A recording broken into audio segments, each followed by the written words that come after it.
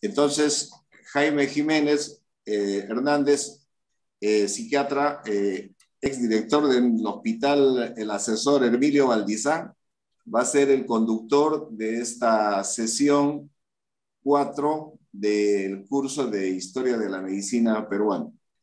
Él va a presentar a los ponentes de Medicina en el inicio de la República. Tiene la palabra Jaime Jiménez, nuestro secretario de la Junta Directiva Nacional de la Asociación Historia de la Medicina Peruana y Parques Conmemorativos. Tiene la palabra Jaime. Muchas gracias, doctor Morales. Es un honor presentar al doctor Ricardo Iván Álvarez Carrasco, un versado expositor, investigador. Él va a tocar el tema Doctor Hipólito Unanue, la transición hacia la República. El doctor Ricardo Iván Álvarez Carrasco es médico cirujano, hizo sus estudios de pregrado en la Universidad Nacional Mayor de San Marcos y también el posgrado en patología clínica en la misma Universidad Nacional Mayor de San Marcos. Se desempeña como jefe del área de inmunología del Departamento de Patología del Instituto Nacional Materno Perinatal de Lima. En su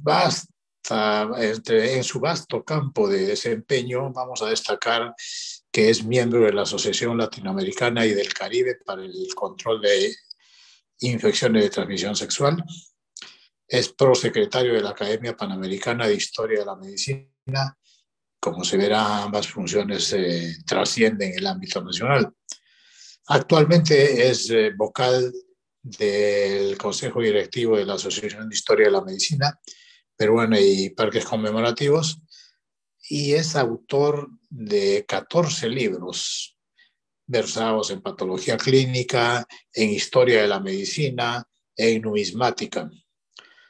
Entre sus vastos merecimientos vamos a destacar que tiene la condecoración con medalla y diploma al mérito y al mérito extraordinario de nuestro colegio médico.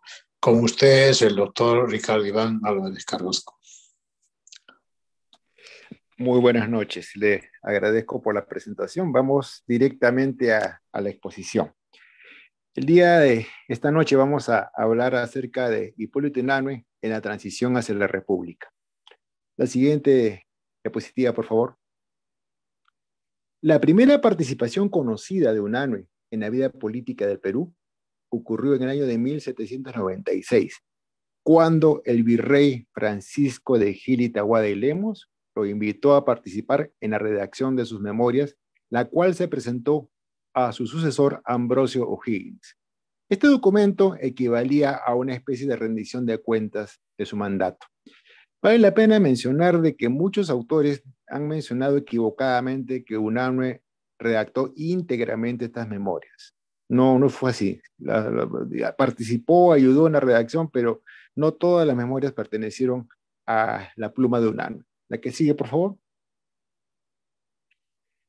Bien, el sucesor de este virrey fue don Ambrosio O'Higgins, que vale la pena mencionar que fue padre del héroe de la independencia de Chile, Bernardo O'Higgins Riquelme.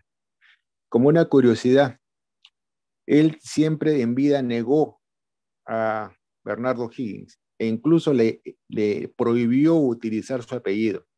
Solo cuando muere y de alguna manera quiere reconciliarse con su hijo, le permite el uso de su apellido, porque antes de ello a Bernardo O'Higgins se le llamaba Bernardo Riquelme.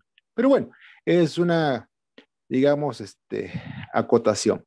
Decíamos que el virrey Ambrosio O'Higgins era un militar irlandés al servicio de la corona española, que tuvo una estrecha relación con Unanue, que de alguna manera fue su médico personal y uno de sus principales confidentes. La siguiente diapositiva, por favor.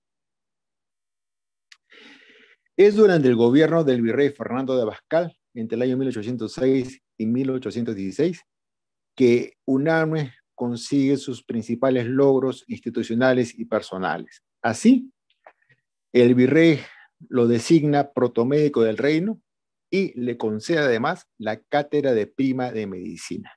Este último nombramiento lo hizo en contra del claustro sanmarquino, es decir, haciendo uso de su prerrogativa, el virrey nombra a Unanue en esta cátedra en contra de lo que opinaban el resto de catedráticos de la universidad. Además, durante el gobierno de Abascal se logra uno de sus principales, hitos, que es la fundación del Real Colegio de Medicina y Cirugía de San Fernando. Hasta entonces, la medicina solo se enseñaba en San Marcos, pero de manera irregular, de una forma bastante poco científica. Así que la fundación de este colegio marca el hito de la enseñanza moderna de la medicina en nuestro país. ¿El que sigue, por favor? Dicho virrey fue el principal artífice de que Sudamérica demorara su independencia. Pues no solo estuvo atento a cualquier foco sedicioso en el Perú, sino prácticamente en toda Sudamérica. Y es por eso que exaccionó a muchos comerciantes y a muchos nobles para poder solventar esta guerra antisediciosa. Y como hemos dicho, Abascal vivía muy atento a permanente alerta para sofocar cualquier conspiración contra el régimen, sea esta conspiración verdadera o supuesta. La que sigue, por favor. Una de estas conspiraciones fue la llamada conspiración de los fernandinos. La siguiente diapositiva, por favor. En la que los maestros y algunos alumnos del flamante colegio empezaron a discutir sobre los gobiernos que correspondía adoptarse en las colonias, en el caso que los disturbios de la metrópoli quisieran caer en manos de los criollos y no de los peninsulares el gobierno. Recordemos que esta era una época sumamente convulsionada. España se encontraba en plena guerra de independencia contra las tropas de Napoleón. Y había pues una serie de creencias, mitos, ideas sobre qué debía pasar con el Perú en caso de que las tropas francesas triunfaran en España. La que sigue, por favor. Bueno, estas reuniones aparentemente ingenuas, inocentes, fueron o llegaron a oídos de Abascal. Y el virrey llamó uno por uno a todos los que estaban en esa lista, manifestándoles su desaprobación y desagrado por este tipo de conversaciones que eran absolutamente prohibidas en aquella época. La siguiente, por favor. En el caso de Unanue, esto le causó una gran zozobra, tanto a él como al virrey, porque Unanue hasta ese momento había sido considerado pues un súbdito absolutamente fiel a la corona española. Tan es así, que una vez de que el virrey le llamó la atención a Unanue, este no hizo ningún comentario sobre política hasta luego de la entrada de San Martín en Lima en 1821. La que sigue, por favor. Como habíamos mencionado, en 1808, los ejércitos del emperador francés Napoleón I habían invadido la península española. El 25 de septiembre de 1808, en medio de la guerra, se constituyó la denominada Junta Suprema Central para gobernar España en nombre del rey Fernando VII. Dicha junta, entre otras actividades, decidió convocar a las Cortes mediante el Real Decreto del 29 de enero de 1810. ¿A que sigue, por favor? Aquel día se disolvió y transfirió sus poderes al Consejo de Regencia de España y las Indias. La que sigue, por favor, la diapositiva que sigue. Bien, entonces decíamos que transmitió sus poderes al Consejo de Regencia de España e Indias, que se estableció en la isla de León, en Cádiz, manteniendo la convocatoria que se había hecho a las Cortes, que serían integradas por 3 estamentos: la nobleza, el clero y el Estado llano. Sin embargo, los liberales lograron que finalmente se formara un solo cuerpo legislativo, y es de esta manera como esta asamblea funcionó durante toda su existencia. La que sigue, por favor. Igualmente, se acordó el mecanismo de elección de los representantes de los dominios de América y Asia. La que sigue, por favor. Sin embargo, había dos grandes dificultades o inconvenientes. Gran parte de España se encontraba en poder de los franceses, lo que hacía inviable realizar elecciones en gran parte del territorio español. La que sigue, por favor. Dada la distancia que mediaba entre España y sus dominios de América y de Asia, era prácticamente imposible que los diputados americanos y asiáticos llegaran a tiempo para la apertura de las Cortes. Fue en esa circunstancia, la que sigue, por favor, fue en aquella circunstancia que se recurrió a un ardid o a un mecanismo, que fue la elección de los denominados diputados suplentes, que eran nombrados entre las personas originarias de las distintas circunscripciones españolas residentes en la zona de España no ocupada, en particular en la zona de Cádiz, quienes actuarían hasta la llegada de los titulares, los cuales, me refiero a los titulares, no serían nominados en elecciones directas, sino por electores nombrados en cada circunscripción. Por tanto, el sufragio de los diputados titulares no fue en sufragio universal. Que sigue, por favor. El 19 de septiembre de 1810 se instalaron las juntas de electores, presidida por José Pablo Valiente, en el convento de los reverendos padres descalzos de la isla de León. Y allí se eligieron 30 diputados suplentes de ultramar, 28 por América y 2 por las islas Filipinas. La que sigue, por favor. Aquí vemos la relación detallada de los diputados que se eligieron para suplir la ausencia de los titulares. El Perú, como vemos, estaba representado por 5 diputados, de un total de 30 de ultramar que fueron elegidos en aquella ocasión. Entonces, los 5 diputados suplentes que representaron al Perú fueron Dionisio Inca Yupanqui, Vicente Morales Duárez, Ramón Olaguer Feliú, Antonio Suazo y Mondragón Mateo y Blas Ostolaza. Este último, o sea, Blas Ostolaza, fue el único que estuvo ausente en la sesión original. Solo se pudo incorporar a la Asamblea el 12 de noviembre de 1810. La que sigue, por favor. En la sesión inaugural, vale la pena mencionar que solo estuvo presente un diputado titular, que fue Ramón Pouri Giralt, que representaba la Capitanía General de Puerto Rico. La que sigue, por favor. Las Cortes iniciaron sus sesiones el 24 de septiembre de 1810, siendo electo como su primer presidente don Ramón Lázaro de Dou. La que sigue, por favor. Las reuniones se llevaron con algunas breves interrupciones hasta el 10 de mayo de 1814, pudiéndose diferenciar 3 periodos bastante marcados. Vamos a ver la que sigue, por favor. El primer periodo de reunión de las asambleas fue las llamadas Cortes Generales y Extraordinarias, que abarcaron desde el 24 de septiembre de 1810 hasta septiembre del año 1813. Y en este periodo le cupo a un peruano, en este caso Vicente Morales Duárez, ocupar la presidencia de la asamblea entre el 24 de marzo y el 12 de abril de 1812, en que falleció inesperadamente. Es decir, Morales Duárez muere siendo presidente de la asamblea y murió, como hemos mencionado, de una manera absolutamente fortuita, no esperada. ¿A qué sigue, por favor? Aquí vemos un óleo de don Vicente Morales y Duárez de la Cuadra, que, como hemos mencionado, falleció en la ciudad de Cádiz, ocupando la presidencia de las Cortes. ¿Qué sigue, por favor? Aunque los suplentes, como hemos mencionado, solo deberían participar hasta la incorporación de los titulares, sin embargo, continuaron ejerciendo sus funciones después de la llegada de estos titulares, por lo que la representación americana fue haciéndose cada vez más numerosa. Esta etapa de las Cortes de Cádiz es fundamental porque durante ella se aprobó la denominada Constitución Política de la Monarquía Española, también conocida como Constitución de Cádiz. La que sigue, por favor.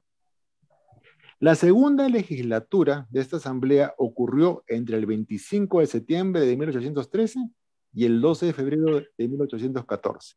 Que sigue, por favor.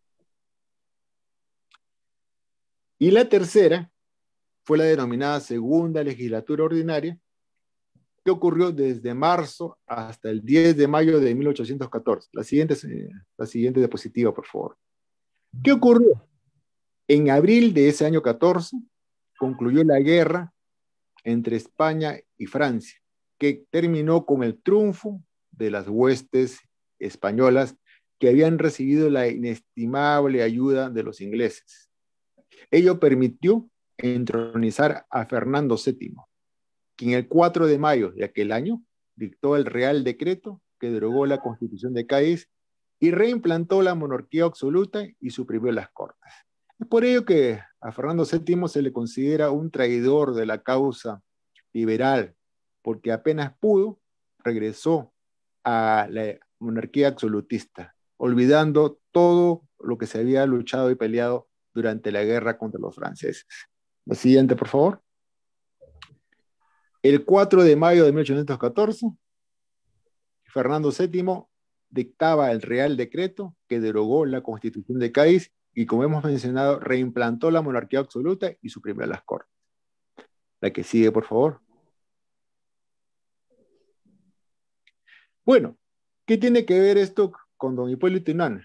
Pues vamos a ver. En primer lugar, Unanue fue motivo de una elección para ser diputado por las Cortes. La que sigue, por favor.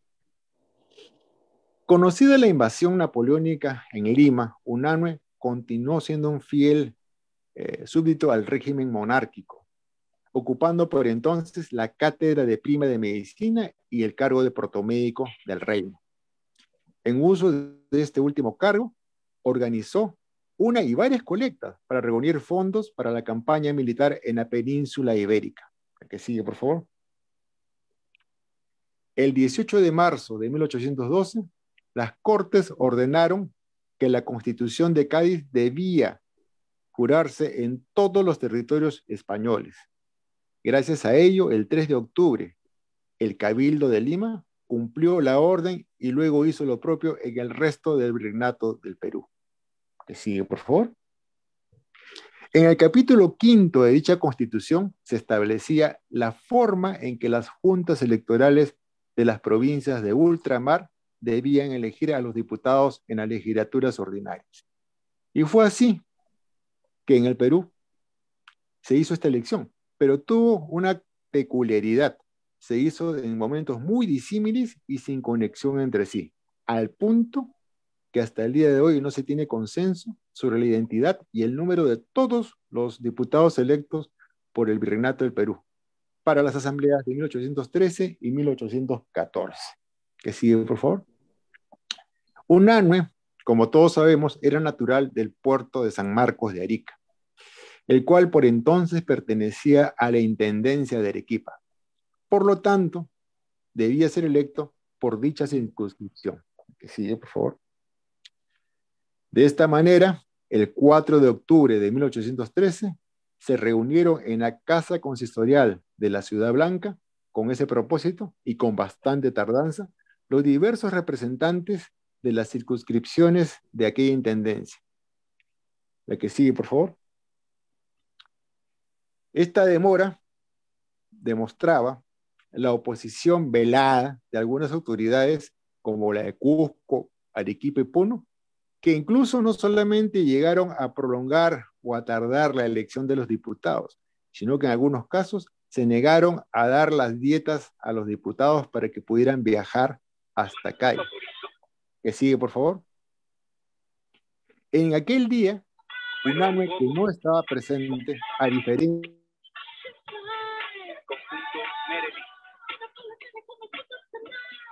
Conjunto Nueva York.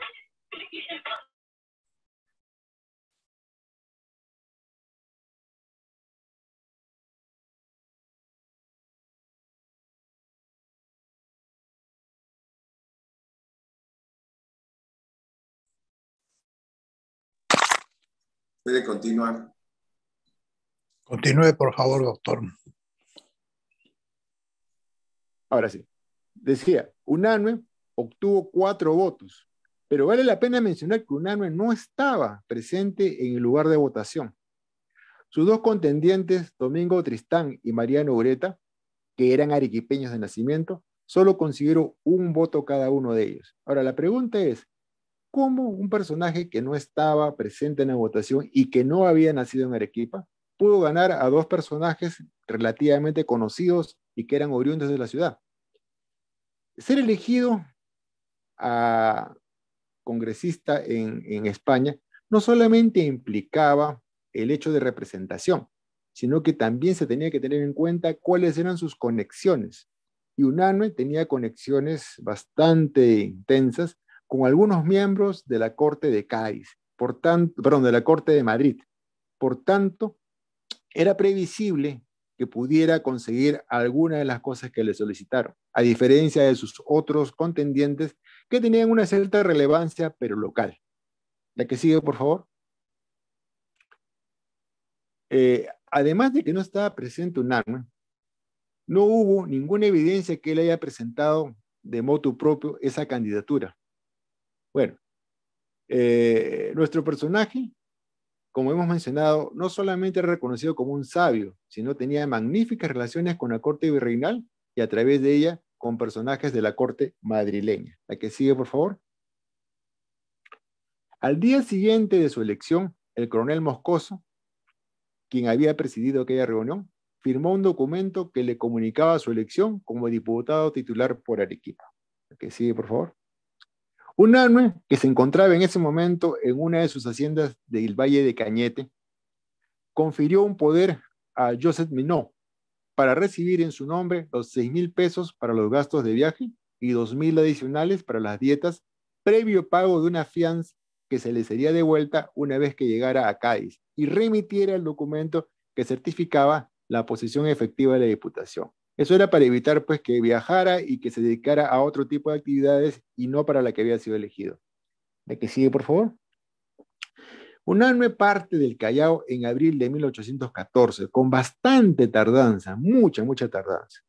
Y además de su tardanza, la que sigue, por favor, el viaje fue sumamente tortuoso.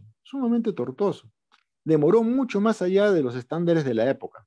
Llegó a Cádiz en el mes de julio de 1814. La que sigue, por favor.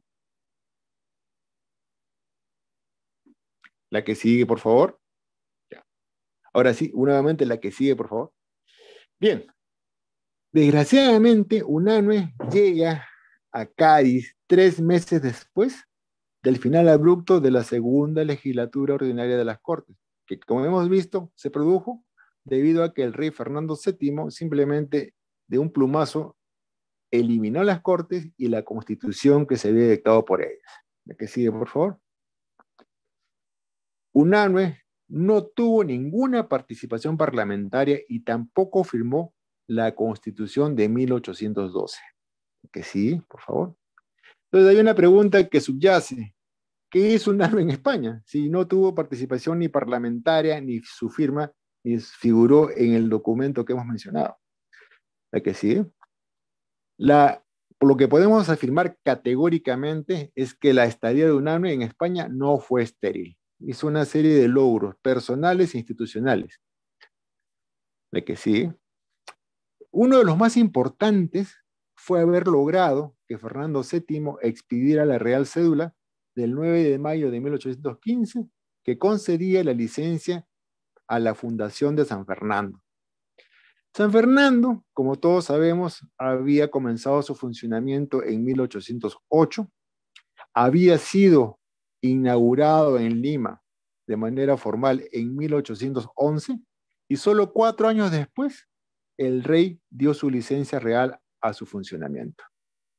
Además, esta Real Cédula le concedía rentas para el sostenimiento de dicho colegio y, por añadidura, nombraba a Unanue como médico de su Real Cámara, que era un honor que muy pocos facultativos habían conseguido hasta ese momento. Que sigue, por favor. Hemos mencionado que esta Real Cédula le concedía rentas a San Fernando y estas provenían fundamentalmente de una corrida anual de toros que le proveería al flamante establecimiento la suma de 1,500 pesos anuales. Que sigue, por favor. Con los años, este festejo taurino tuvo una evolución desde brillante hasta inédita. Fue muy cambiante la evolución de este festejo. Y ya pocos recordaban que había sido una gestión de Unanue cuando desapareció en los últimos lustros del siglo XX. La última referencia que tenemos de esta corrida, que no necesariamente es la correcta, pero es la que tenemos, corresponde a 1998. No sabemos si luego, posteriormente, se hizo alguna corrida a nombre de San Fernando, pero el último dato que tenemos corresponde a ese año. Que sigue, por favor. El monarca, según algunas versiones que hemos recogido, también quiso otorgarle el título de Marqués del Sol, que rehusó el sabio. Lo que sí aceptó fue un obsequio de un óleo de la Virgen de la Asunción, que a su regreso al Perú colocaría en la capilla de su hacienda San Juan de Arona. Recordemos que Unanue era dueño de 4 haciendas en el Valle de Cañete, la principal, San Juan de Arona. ¿El que sigue, por favor? Además, durante su estancia en la península ibérica, rescató el legado Landaburu. Vamos a ver qué cosa es el legado Landaburu. ¿El que sigue, por favor? Unanue, cuando vino desde Arequipa, porque Unanue de Arica pasó a Arequipa, y en Arequipa estudió artes en San Jerónimo. Al venir a Lima, aquí había un sacerdote Pavón, que era su tío, y gracias a la influencia de este caballero, logró convertirse en maestro del único hijo de la familia Landaburu. La familia Landaburu era una familia acaudalada que se hizo famosa por ser la que construyó la Plaza de Toros de Hacho, a cambio de que se le cediera alrededor de 90 años para explotarla, luego de lo cual la entregaría al gobierno, al Estado. Bien, entonces el legado Landaburu constaba de 8 corridas de toros anuales en la plaza que ya hemos mencionado. Además, contaba con 4 haciendas en el Valle de Cañete, San Juan de Arona, Pepián, Gómez y Cerro Blanco, y una casa solariega y otras propiedades en Lima.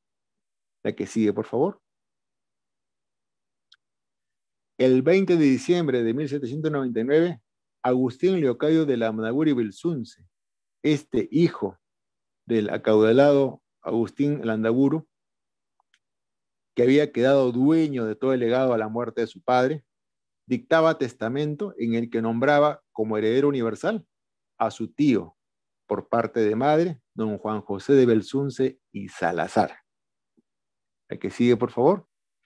Dicho testamento establecía que si el heredero universal fallecía, pasarían a ser herederos en partes iguales don Hipólito Unanue y Matías de la Reta.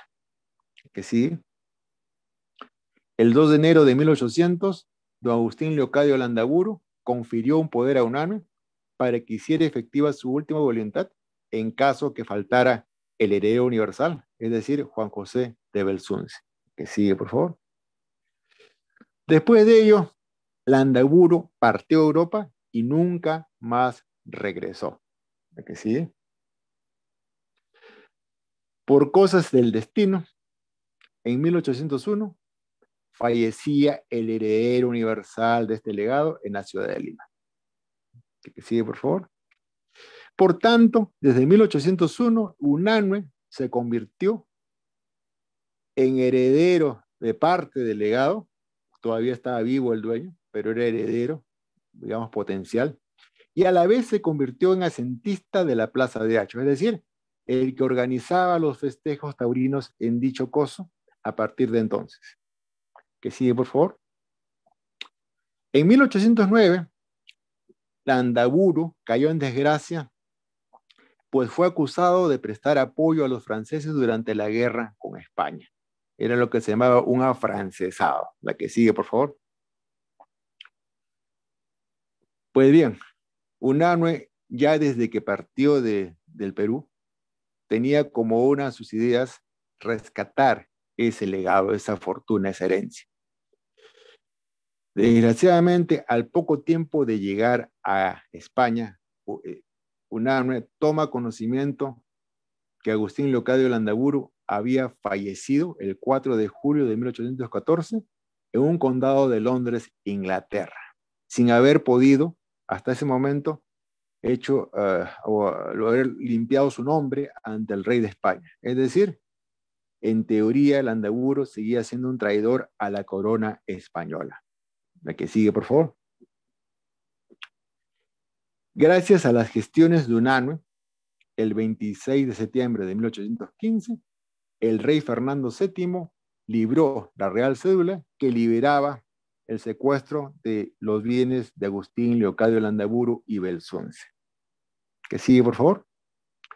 Pero como este rey era conocido por ser taimado, un hombre muy calculador, algunos dicen el peor rey de España, a cambio de esa liberación, decidió aceptar benévolamente 500,000 reales de velión o 25,000 pesos fuertes que en nombre y memoria del difunto serían donados, entre comillas, voluntariamente para las urgencias del Estado. Obviamente esa palabra voluntaria está bien entrecomillada. La que sigue, por favor. Además, Unanue consiguió beneficios para el Cabildo y Obispado de Arequipa, que era, digamos, de la intendencia que él representaba. Que sigue, por favor. Además, tuvo algunos logros interesantes desde la perspectiva personal.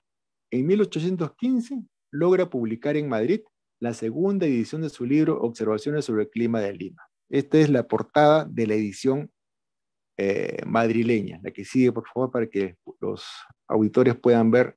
Esta es la portada de la edición madrileña, que es una edición bastante más común que la de Lima, porque la de Lima fue la primera edición y se hizo con un tiraje mucho más corto. Como hemos mencionado, la primera edición del libro se publicó en la ciudad de Lima, en la Imprenta Real de los Huérfanos, y tuvo una edición bastante limitada. Este libro actualmente, en buenas condiciones, no se encuentra con facilidad. Además de que fueron escasos sus números, la humedad, las polillas y sobre todo la ignorancia de nuestros compatriotas ha hecho que prácticamente lleguen contados números de esta edición hasta nuestros días. La que sigue, por favor. Estando en España también logró que se le hiciera una miniatura de autor desconocida que fue pintada sobre una lámina de marfil. Esta es una de las dos imágenes que se conoce hasta el día de hoy de Unanue en vida. Todas las demás que conocemos son imágenes que se han hecho a posteriori. Esta y la que vamos a ver a continuación, bueno, no está acá, pero la otra pintura que se hizo en vida fue la que le hizo José Gil de Castro, un famoso pintor, el pintor de los Libertadores. Pues bien, Unanue, después de haber hecho estas cosas, y hizo muchas cosas más, pero la exposición no permite, no da tiempo para decirlas, regresó a la ciudad de Lima en 1816, y aunque logró gran parte de sus objetivos, quedó sumamente desilusionado por el destino de las Cortes de Cádiz y su constitución. Por entonces, en el Perú reinaba nuevamente el más férreo absolutismo.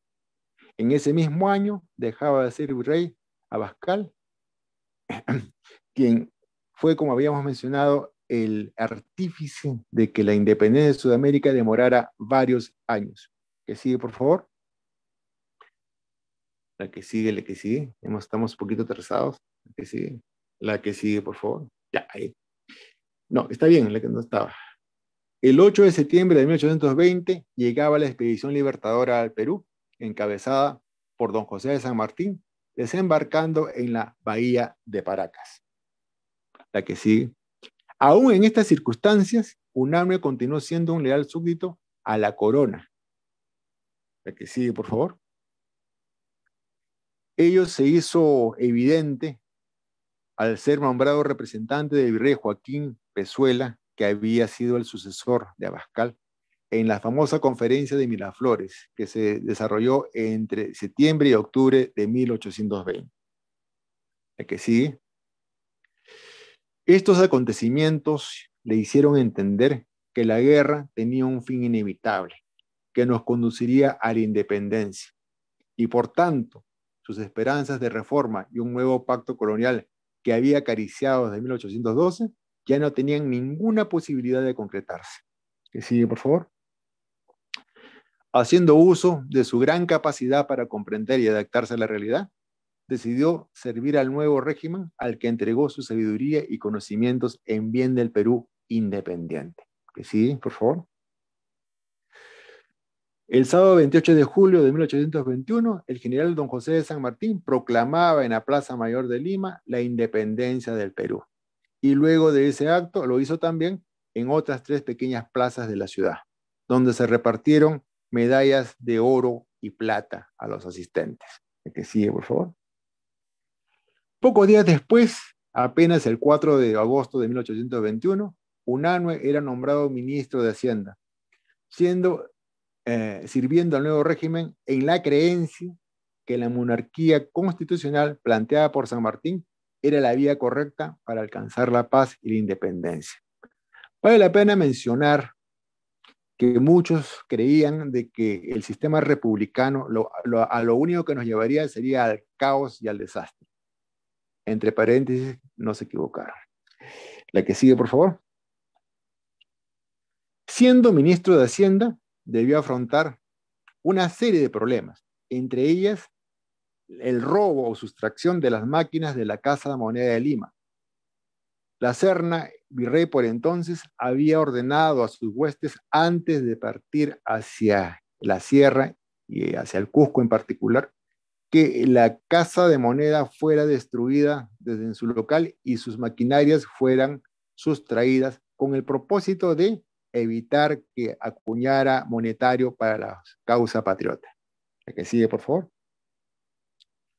Además de este gran contratiempo, que ya de por sí era grave, había otro problema, que era que gran parte de las minas se encontraban situadas en la zona de la sierra, que aún se hallaba bajo el dominio español. Entonces, la situación financiera del bando patriota se tornó desesperada. Para mantener la guerra requería monetario. Si no tenía, simplemente no se podía continuar la guerra. El que sigue, por favor. Como consecuencia de lo que hemos mencionado, en la segunda mitad de 1821, la acuñación de monedas disminuyó de manera dramática. Veamos, el año anterior se habían acuñado algo más de 4 millones de pesos en plata. Y al año siguiente, el 21, apenas un poco más de 1 millón. Otro tanto sucedió con las monedas de oro. La que sigue, por favor. Unanue entonces tuvo que hacer uso de su inteligencia y de su versatilidad, de su conocimiento, y por tanto propuso la apertura de un banco de rescate al interior de la Casa de Moneda de Lima, para allí adquirir metales preciosos de los particulares a justo y precio. Es decir, había un beneficio tanto para el Estado como para los particulares, porque en esa época les pagaban minucias por los metales preciosos a los particulares. Entonces, ese banco de rescate logró digamos, colectar una cantidad importante de metales preciosos. Y con ellos se pudo acuñar el monetario indispensable, no solo para resolver o continuar la campaña militar, sino también para efectuar las transacciones cotidianas desde las más pequeñas hasta las más grandes, que se habían prácticamente habían disminuido y causando todo el perjuicio económico y financiero para la ciudad. ¿Que sigue, por favor? Sin embargo, aquí surge un hecho que es, digamos, poco conocido, que es que el 15 de septiembre de aquel año, el vicealmirante Tomás Alexander Cochrane tomó por la fuerza los valores que se habían colectado en la Casa de Moneda de Lima, los cuales se habían llevado a la caleta de Ancón. ¿Por qué se habían llevado a la caleta de Ancón? Porque había habido varios informes que los españoles iban a intentar tomar nuevamente la ciudad y por tanto la llevaron hacia el norte intentando evitar que fueran tomadas por el enemigo. ¿A que sigue, por favor? Desgraciadamente esto fue un golpe muy duro. Y bueno, vale la pena mencionar antes de seguir que Cochrane dijo o pidió al gobierno que mandaran autoridades para que verificaran qué hacía él con ese dinero, porque la pregunta es, ¿para qué quería esa plata Cochrane? Para pagar las deudas que tenía el gobierno con la marinería de la Armada, porque San Martín le había prometido a Cochrane que iba a saldar esas deudas apenas llegado a Lima. Y cuando llegaron a Lima, le dijo, no hay dinero. Lo cual no era necesariamente cierto. Entonces Cochrane no le creyó ni media palabra a San Martín. Por eso es que apenas se enteró, fue en busca de ese tesoro a la caleta de Ancón. Bueno, regresemos al relato. Decíamos que esta situación creó aún más zozobra financiera en el bando patriota. Por tanto, una vez más, Unanue debió sugerir dos medidas para salvar la situación. La primera fue la creación del Banco Auxiliar de Papel Moneda, el 14 de diciembre de 1821, el cual emitió los primeros billetes que circularon en nuestra historia. Antes de esto, en el Perú no habían circulado billetes. En España sí, pero en el Perú no. Y lo segundo que sugirió Unanue fue la acuñación de monedas de cobre, el 18 de enero de 1822. Piezas que por entonces se consideraron exóticas, ya que hasta entonces los limeños y los peruanos en general habían solo conocido monedas de oro y de plata. En aquella época, en la época colonial, nunca circuló moneda de material feble, que curiosamente sí ocurrió eso en España. En el Perú solamente circularon monedas de oro y de plata hasta ese momento. ¿La que sigue, por favor? El 1 de febrero de 1822 entraron a circulación los billetes que hemos mencionado bajo las denominaciones de 1 y 10 pesos y 2 y 4 reales. Razones por la cual no solucionaron las transacciones menores a 2 reales. Pero lamentablemente estos billetes fueron rápidamente falsificados por la simpleza de la técnica con la que fueron fabricados.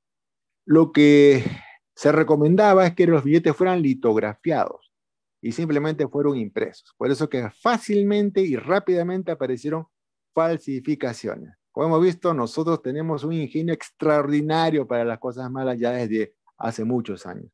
¿Qué sigue, por favor? Esta es la imagen de uno de los billetes de 1 peso del Banco de Lima, en el Banco de Lima.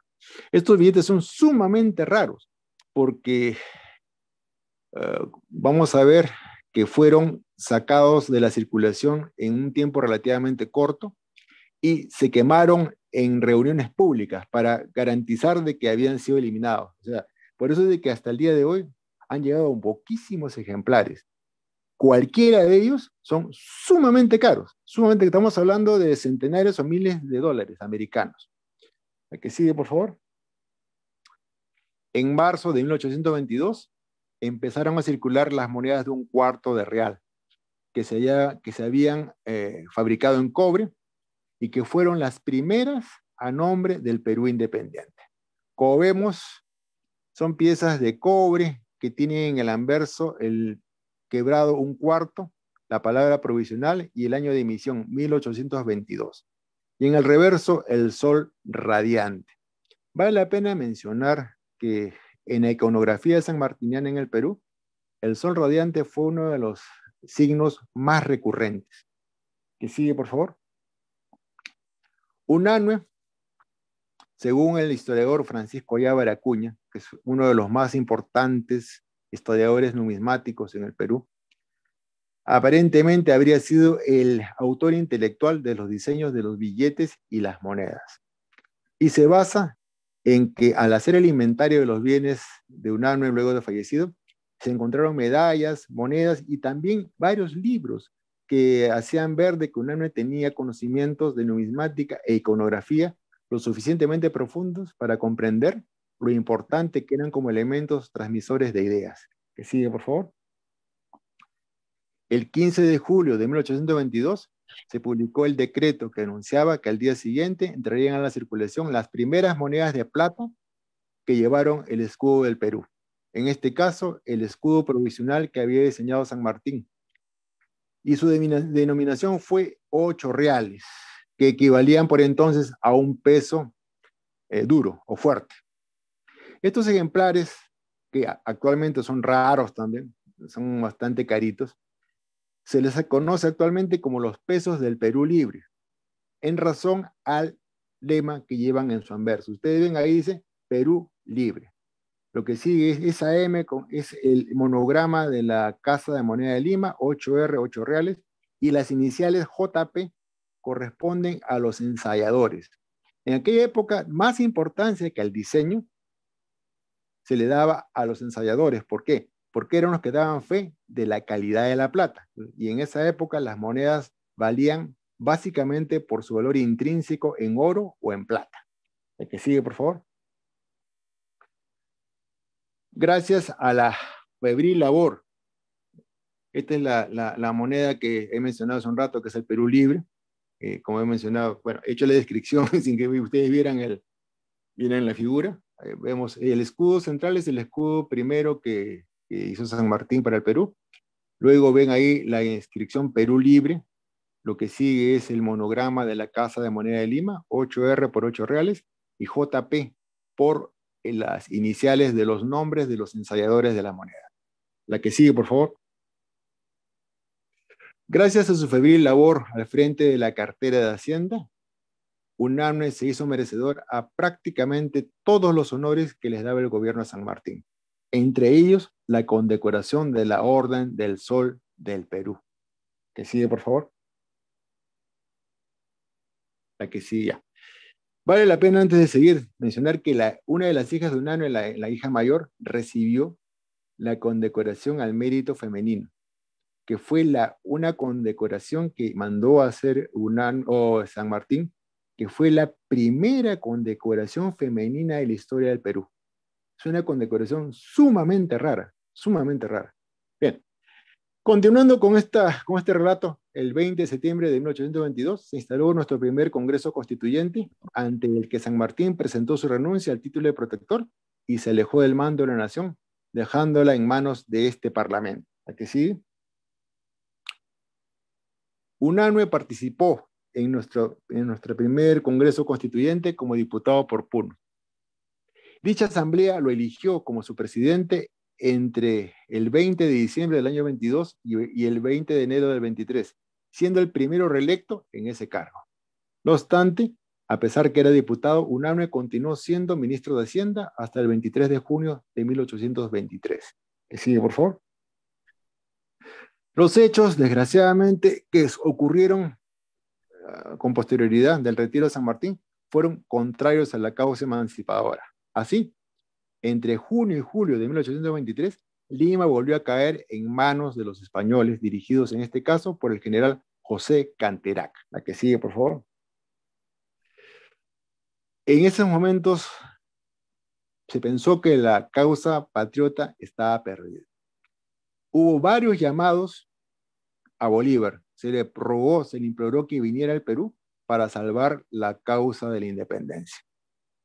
Y haciendo pues un cálculo político como tantos otros, demoró su llegada hasta que el 1 de septiembre de 1823 Bolívar llegó al Callao a bordo del bergantín Chimborazo. Como hemos mencionado, luego de ignorar adrede repetidas súplicas para que viniera a salvar la independencia del Perú. Que sigue, por favor. El Congreso Constituyente designó a UNAMNE para entrevistarse con Bolívar y lo pusiera al corriente de la situación. Fue así que ambos personajes iniciaron una relación de mutuo respeto, que se hizo tangible, se manifestó el 24 de septiembre de aquel año, cuando Bolívar nombraba nuevamente ministro de Hacienda a UNAMNE, cargo que ejerció hasta febrero del año 1824. Que sigue, por favor. Durante la dictadura de Bolivia, UNAMNE también sería ministro de Gobierno y Relaciones Exteriores y nuevamente ministro de Hacienda hasta febrero de 1825. Que sigue, por favor. El decreto del 24 de febrero de 1825, firmado por Bolívar con motivo de su viaje al Alto Perú, delegó el mando político y militar del Perú en el Consejo de Gobierno presidido por el mariscal José de la Mar. Entre ellos estaba Hipólito Unanue. Y por ausencia de la Mar, UNAMNE estuvo a cargo de presidirlo entre abril del 25 y enero del 26. Esa ha sido la única vez que un médico ha presidido un gobierno en el Perú. Que sigue, por favor. En agosto de 1826, Unanue dirigió una carta a Bolívar rogándole que accediera a reemplazarlo en el cargo de ministro de Justicia y Negocios Eclesiásticos, la tercera cartera que ocupó durante este gobierno. Que sigue, por favor.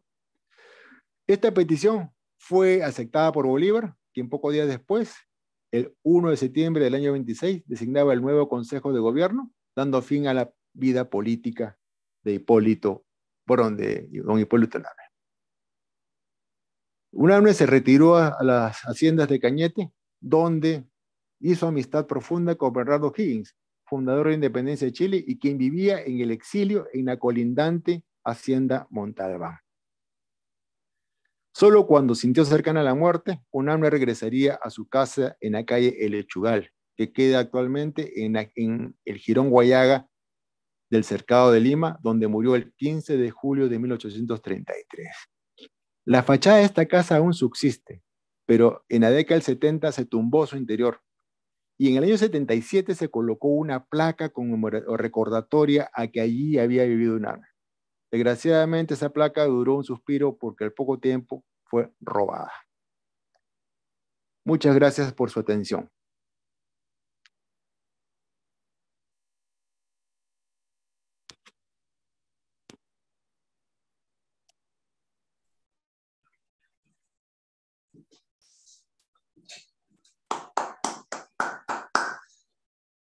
Muchas gracias. Muchas gracias, doctor Álvarez Carrasco, por esta exposición tan versada y tan importante. Nos muestra pues al primer y el único médico que presidió la nación. Bueno, ¿se puede hacer alguna pregunta? Sí, a ver, tenemos algo de tiempo, puede hacerlo. Ya. Tiene la palabra el doctor Calderón Morales. Gracias, muchas gracias. En primer lugar, para felicitar al doctor Álvarez por tan brillante exposición. Solamente tengo una duda, ¿no? Cuando él menciona que el virrey Abascal lo nombra a Unanue, hubo una oposición de profesores de San Marcos. Entonces, aparentemente era como que fue esto algo negativo, pero dependía del entorno, ¿no? Entonces, mi pregunta es, ¿cuáles eran los profesores de San Marcos que se opusieron y en qué circunstancias fue esto, ¿no? Si era positivo, si era negativo. Y la otra pregunta es, ¿no? El día jueves pasado se dijo que Unanue era arequipeño y se explicaba la razón porque Arica en aquella época era una provincia que pertenecía a Arequipa, que él había nacido en Arica, pero que pertenecía a Arequipa. ¿Qué hay de esto también? Si me pudieran contestar, por favor. Doctor Álvarez. Sí. ¿Qué sucede? ¿Qué se estilaba en aquella época para que las cátedras principales de la Universidad de San Marcos fueran ocupadas? Se estilaba que el propio claustro sanmarquino designara al profesor, ¿ya? Pero ¿qué ocurre? A pesar de que ya en esa época Unanue era profesor de anatomía, no pertenecía, pues, entre comillas, al cogollo de San Marcos. Por tanto, no iba a ser nunca el señalado para ocupar la principal cátedra de medicina. Entonces, Abascal era un tipo sumamente, podríamos decir, cortante, era una persona que imponía su criterio. Entonces, ¿qué sucede? Dentro de las atribuciones del virrey era nombrar de facto en las principales cátedras de la universidad. Usualmente esa atribución no se hacía efectiva, se dejaba que el claustro lo hiciera, pero en aquella ocasión Abascal señaló a Unanue. Entonces, en efecto, Unanue no era de las preferencias de los principales maestros, porque por si acaso, no solamente votaban los maestros de medicina, votaban de todas las cátedras que había, o sea, de quechua, de jurisprudencia, etc. Entonces, así se señalaba. O sea, no fue una cuestión que diríamos ni buena ni mala, simplemente que el virrey hizo uso de su atribución y logró que el señalado fuera unánime. ¿Por qué? ¿Qué pasaba? Y vamos a decirlo en cristiano. A veces, si revisamos los maestros y profesores de las cátedras de San Marcos, no necesariamente se nombraba a los más connotados. Hubo gente que, por ejemplo, voy a dar un ejemplo, ¿no? El profesor Dávalos, Juan José Dávalos, era un profesor que había egresado de Montpellier y nunca pudo tener una cátedra principal en San Marcos. ¿Por qué? Porque no pertenecía pues a ese cogollo que era el que dirigía todo. Entonces, el virrey simplemente dijo, voy a elegir de motu propio al que me parece el más eficiente. Y eligió un ano. Esa es la razón, no es ninguna cuestión rara, sino simplemente hubo una pequeña disputa. Eso está por si acaso totalmente descrito en los libros de Valdizán y algunos historiadores de Unana. Ahora, respecto a Arica, a su nacimiento. Él había nacido en San Marcos de Arica, que era una de las partes de la intendencia de Arequipa. Entonces, por extensión, se puede decir que era arequipeño. Vamos a poner un ejemplo actual. Si uno nace en Pisco, por extensión puede decirse que es iqueño, ¿no es cierto? Pero si vamos a ser más específicos, él nace en Arica, que en aquel momento pertenecía a Arequipa, y por eso, por extensión, algunos han mencionado que era arequipeño, pero es básicamente por ese detalle que es, digamos, una cuestión circunstancial, ¿no? Eso es lo que puedo contestar.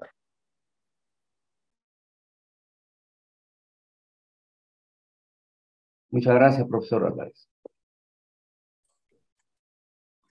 Para los estudiantes, hacerles recordar también, Ricardo Iván, de tu bonita conferencia.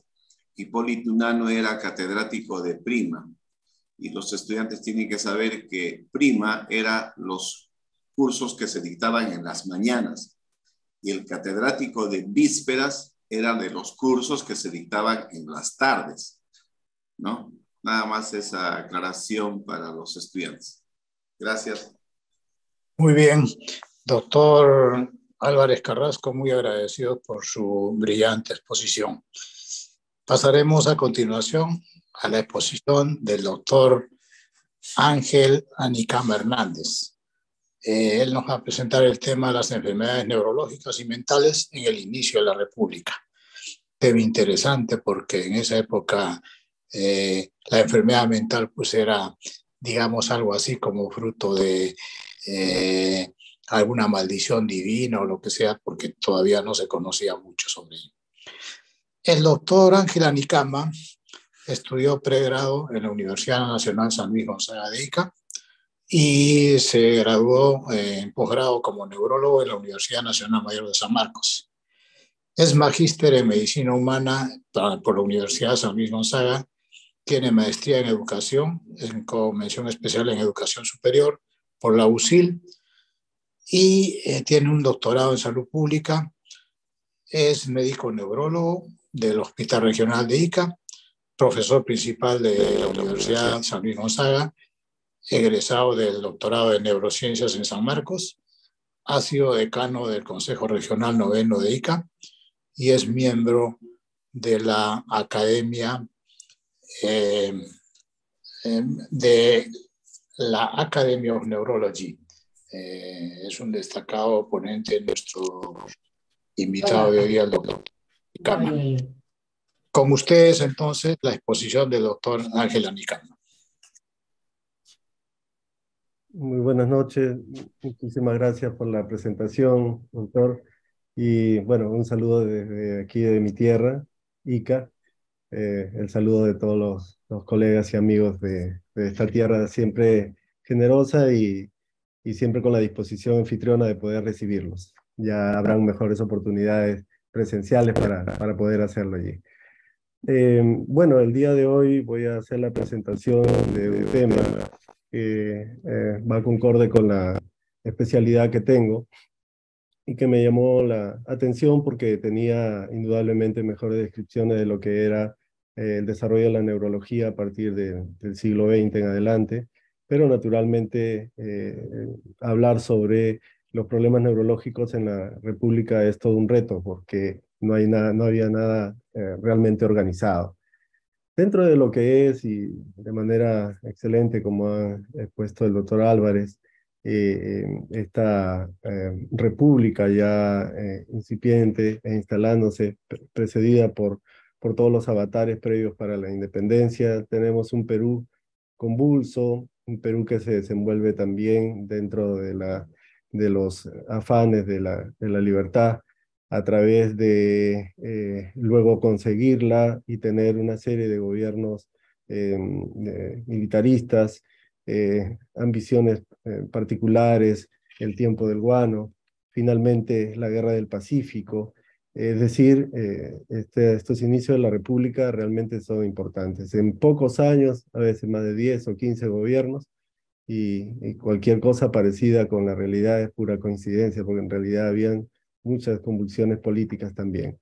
Y dentro de estos cambios sociopolíticos, indudablemente la salud cobra un papel relevante, pero digamos dentro de ese desarrollo es que vamos a poder compartir el día de hoy algunas de las pinceladas respecto a la neurología. Voy a pasar a compartir entonces la presentación, que espero que se esté viendo. No sé si se logra ver.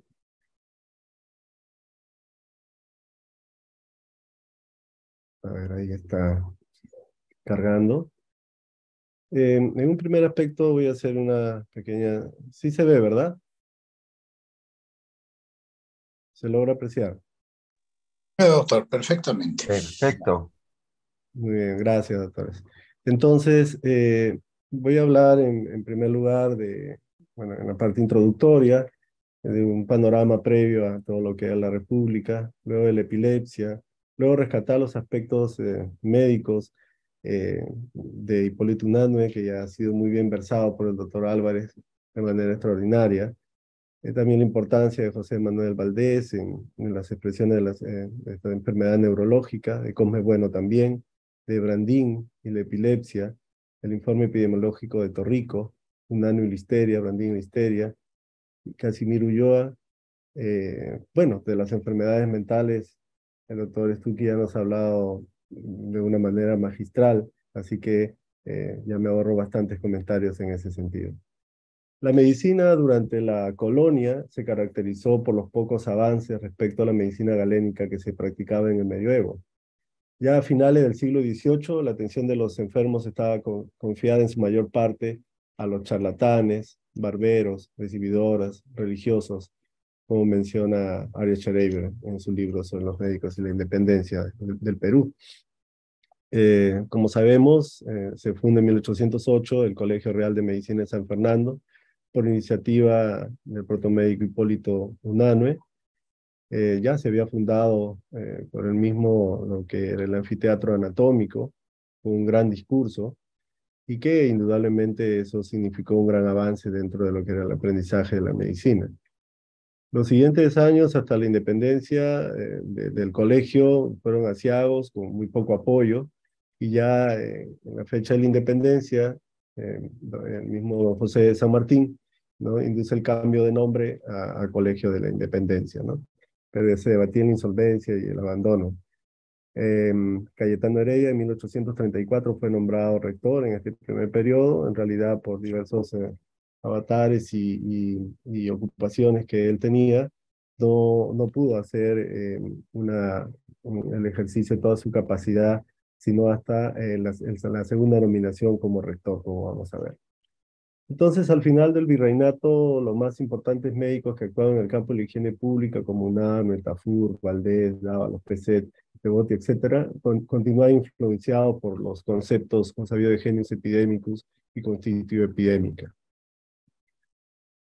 Y bueno, aquí es importante señalar, al término del siglo XVIII y comienzo del XIX, que se ubican los tres lustros de oro de la medicina peruana, ¿no? El anfiteatro, la creación del anfiteatro anatómico en 1792, Y sobre todo esto que es bien importante, ¿no? La realización de las conferencias clínicas en 1794, realmente de verdaderas discusiones que también incrementaron el conocimiento médico en la época. El funcionamiento del Real Colegio de Medicina y Cirugía de San Fernando en 1811.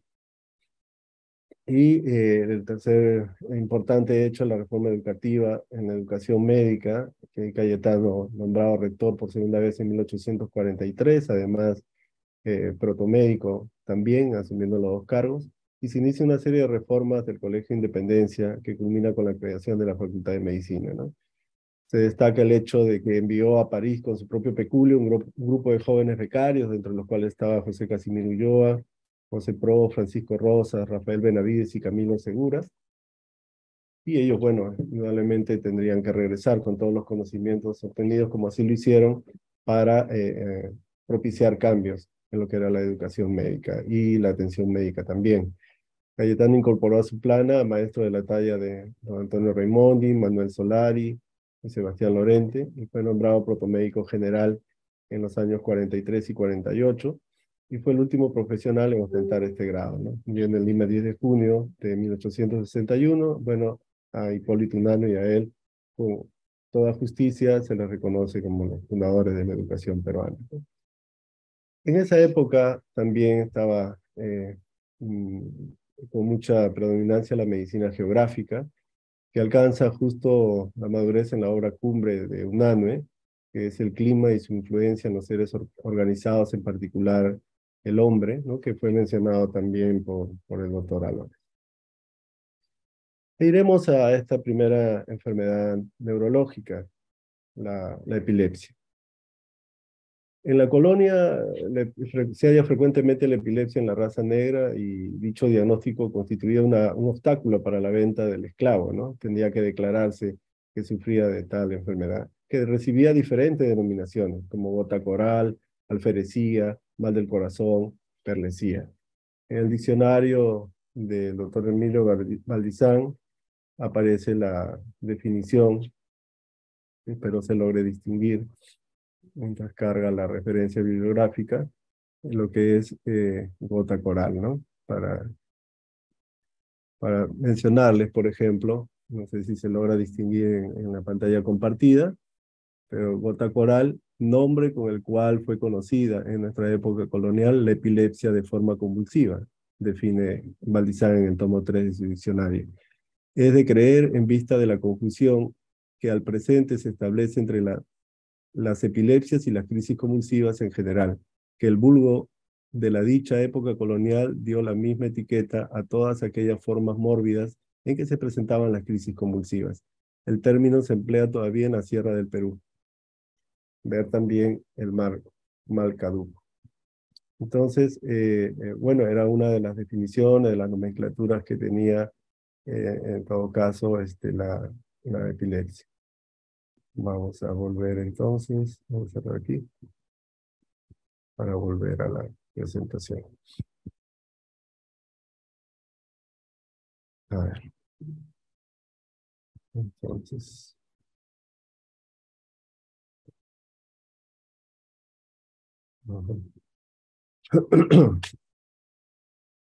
bien, vamos a avanzar.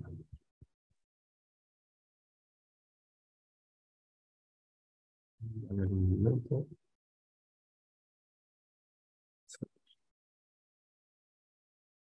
Entonces, a ver, voy a hacer que pueda salir de esta presentación. Un momento.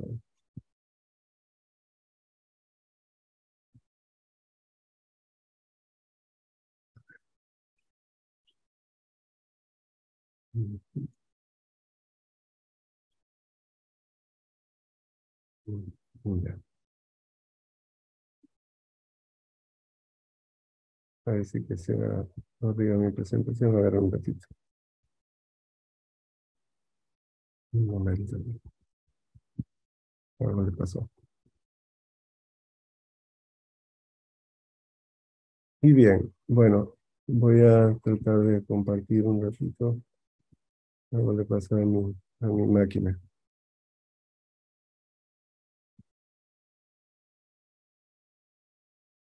Ujú.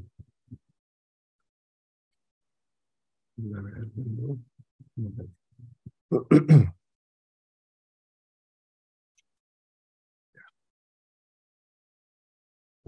Toda la tecnología nos traiciona, pero en breve estamos.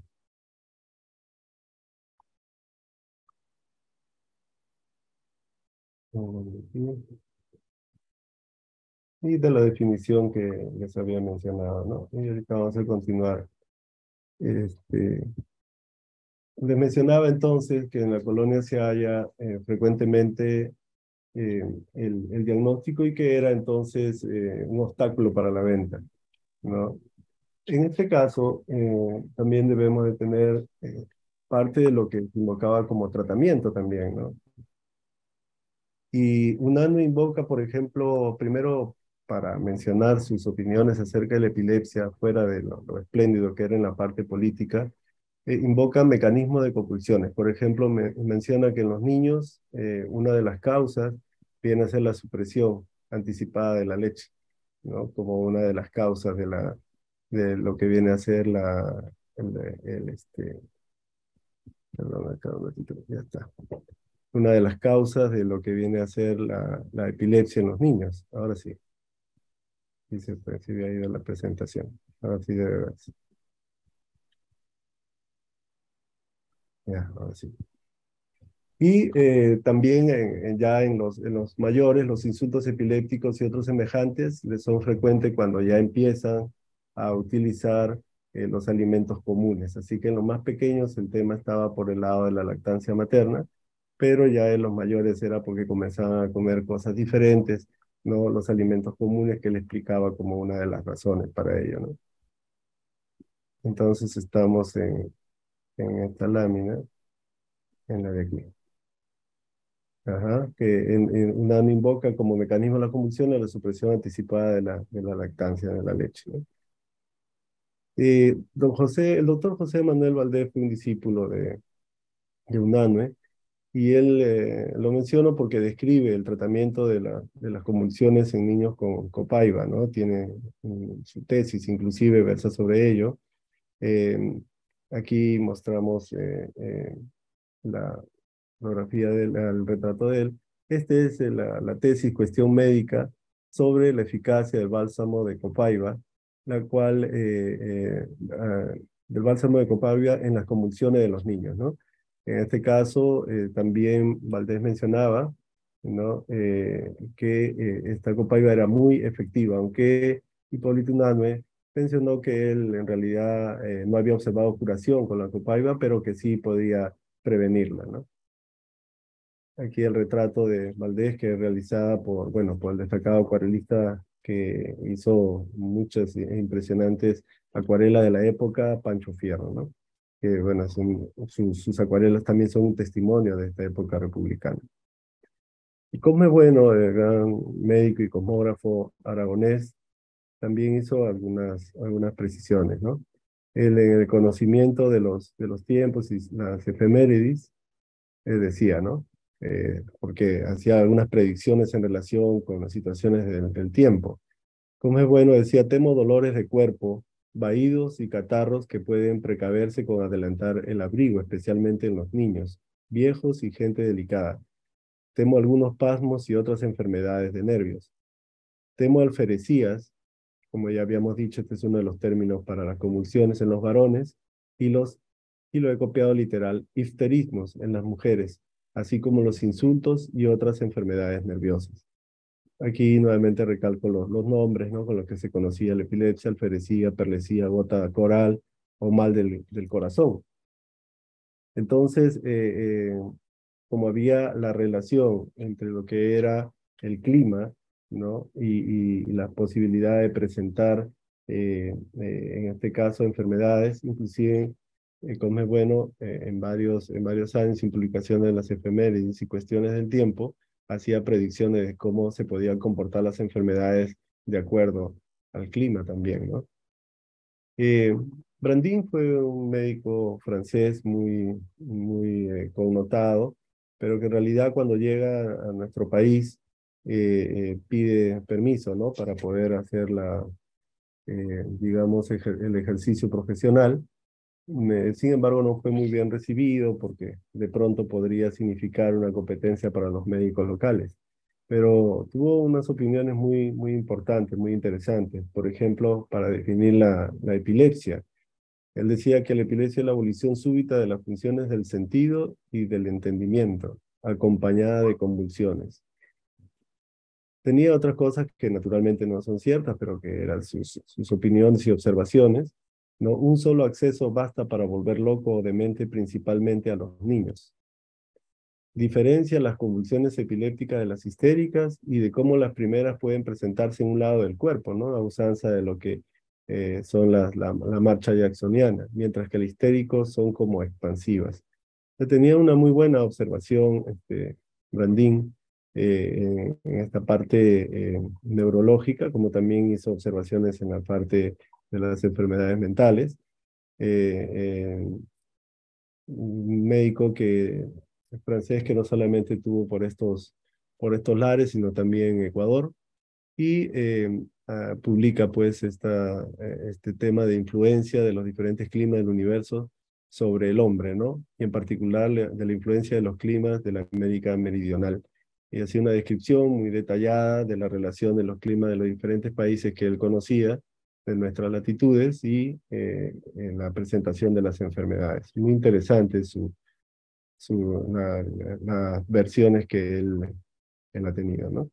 Sin embargo, aquí en las enfermedades neurológicas es importante rescatar este informe estadístico del coronel Torrico del año 1888, que nos da una idea de cómo estaban las enfermedades neurológicas en los diferentes hospitales que ya han sido descritos, ¿no?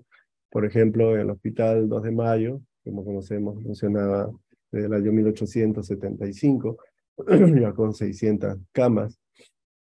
Tenemos aquí a los pacientes neurológicos, ¿no? He rescatado la parte neurológica.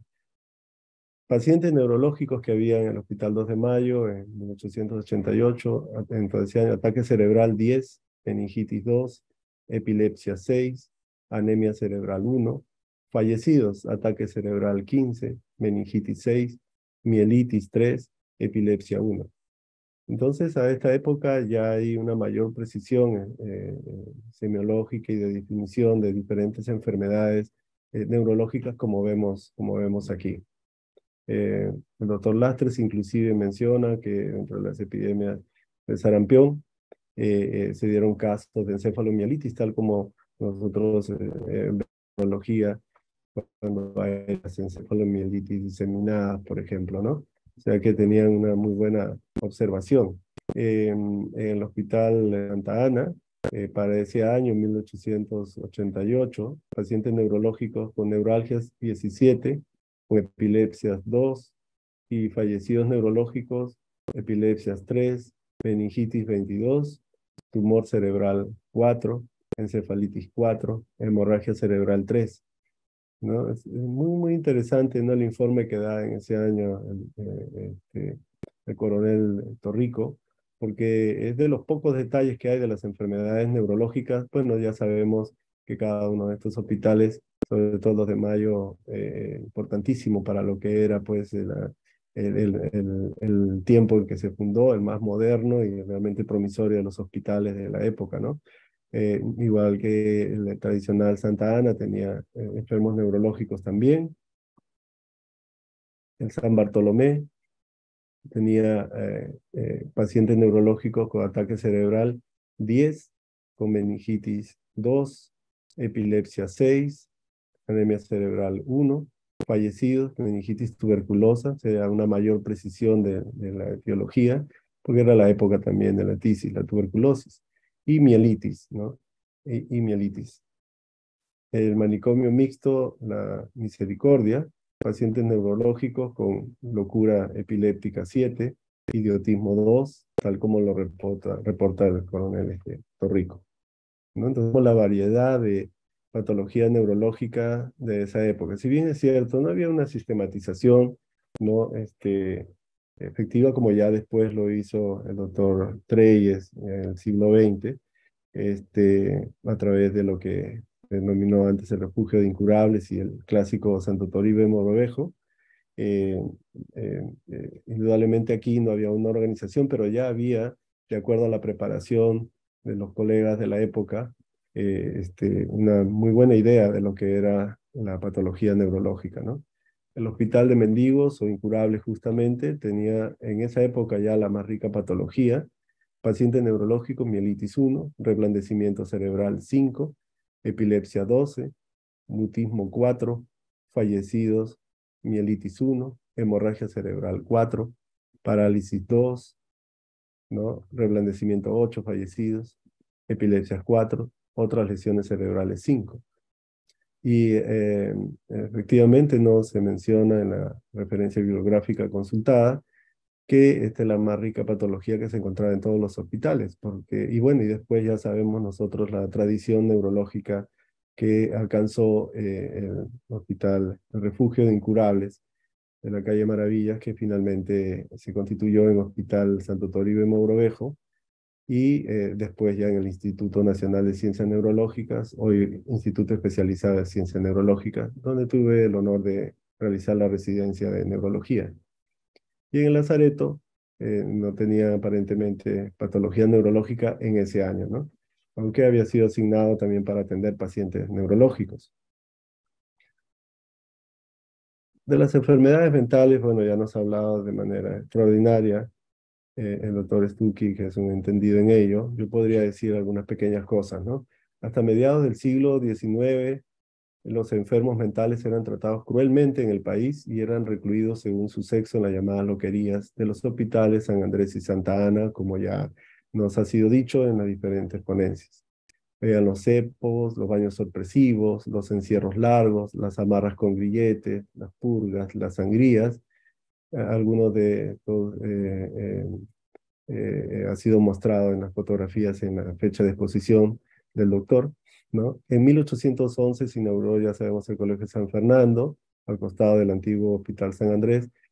Casimiro Ulloa fue el primer director del Hospicio Civil de la Misericordia, o Manicomio del Cercado, o el Hospicio de Insanos, como también se le conocía varias denominaciones. Y a partir de 1822, San Lázaro Lazareto fue destinado también a pacientes que sufrían epilepsias y fue desactivado en 1910. Pero aquí he rescatado algunas cosas interesantes de otras patologías fuera de lo que son las psicosis, ¿no? Las histerias.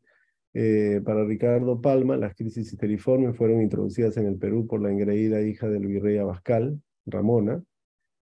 Y Unanue observó en realidad numerosos casos de histeria, ¿no? Impresionados por el espíritu aterrador de los sermones, decía, que las limeñas eran atacadas en los templos de convulsiones y ataques histéricos, ¿no? Muy interesante, él menciona de que en realidad él vivenció y además aprendió mucho más de observar estas entidades en su esposa, la primera esposa Manuela de la Cuba, que en los libros. Y dice de ella que en su estado de sanidad no percibe la luz en medio de las tinieblas de la noche, pero cuando ha llegado a debilitarse, poniéndose muy sensibles sus nervios, ha visto con claridad a medianoche y descubierto todos los trastos de la pieza en que dormíamos. Bueno, y esto más o menos puede hacer alusión a algunas alteraciones oculares de la histeria, como el estrechamiento del campo visual, acromatopsia, ambliopía, fatiga, alteración de las percepciones de imágenes. Entonces, tenían una descripción realmente muy, muy interesante, ¿no? Muy interesante. Y miren lo que propone para el tratamiento de estas enfermedades de los nervios, entre comillas, ¿no? Que la música, el silencio y el cambio de ambiente beneficia sensiblemente a los nervios. Que el silencio, la luz moderada, induce inquietud en los enfermos, mas algunos desearían disipar la melancolía de su espíritu con la conversación de un caro amigo y oyendo algún instrumento de su afición, y no debe negárseles este consuelo. La música ha acreditado tener un imperio poderoso para refrenar los delirios. Son opiniones de Unanue, muy interesantes, como le decía, lo gigante que tenía en el manejo político, ¿no? Esa gran capacidad de estadista de Unanue no distaba también de sus grandes observaciones y los escritos y la importancia de esa intuición y de esa organización para avanzar también en lo que era su carrera, ¿no? La medicina. Bueno, él hizo suyo el clásico aforismo de mens sana in corpore sano.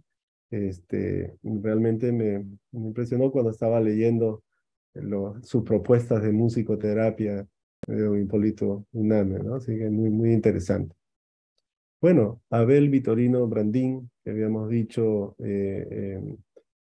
también había opinado acerca de la epilepsia y las definiciones de epilepsia que les había mencionado.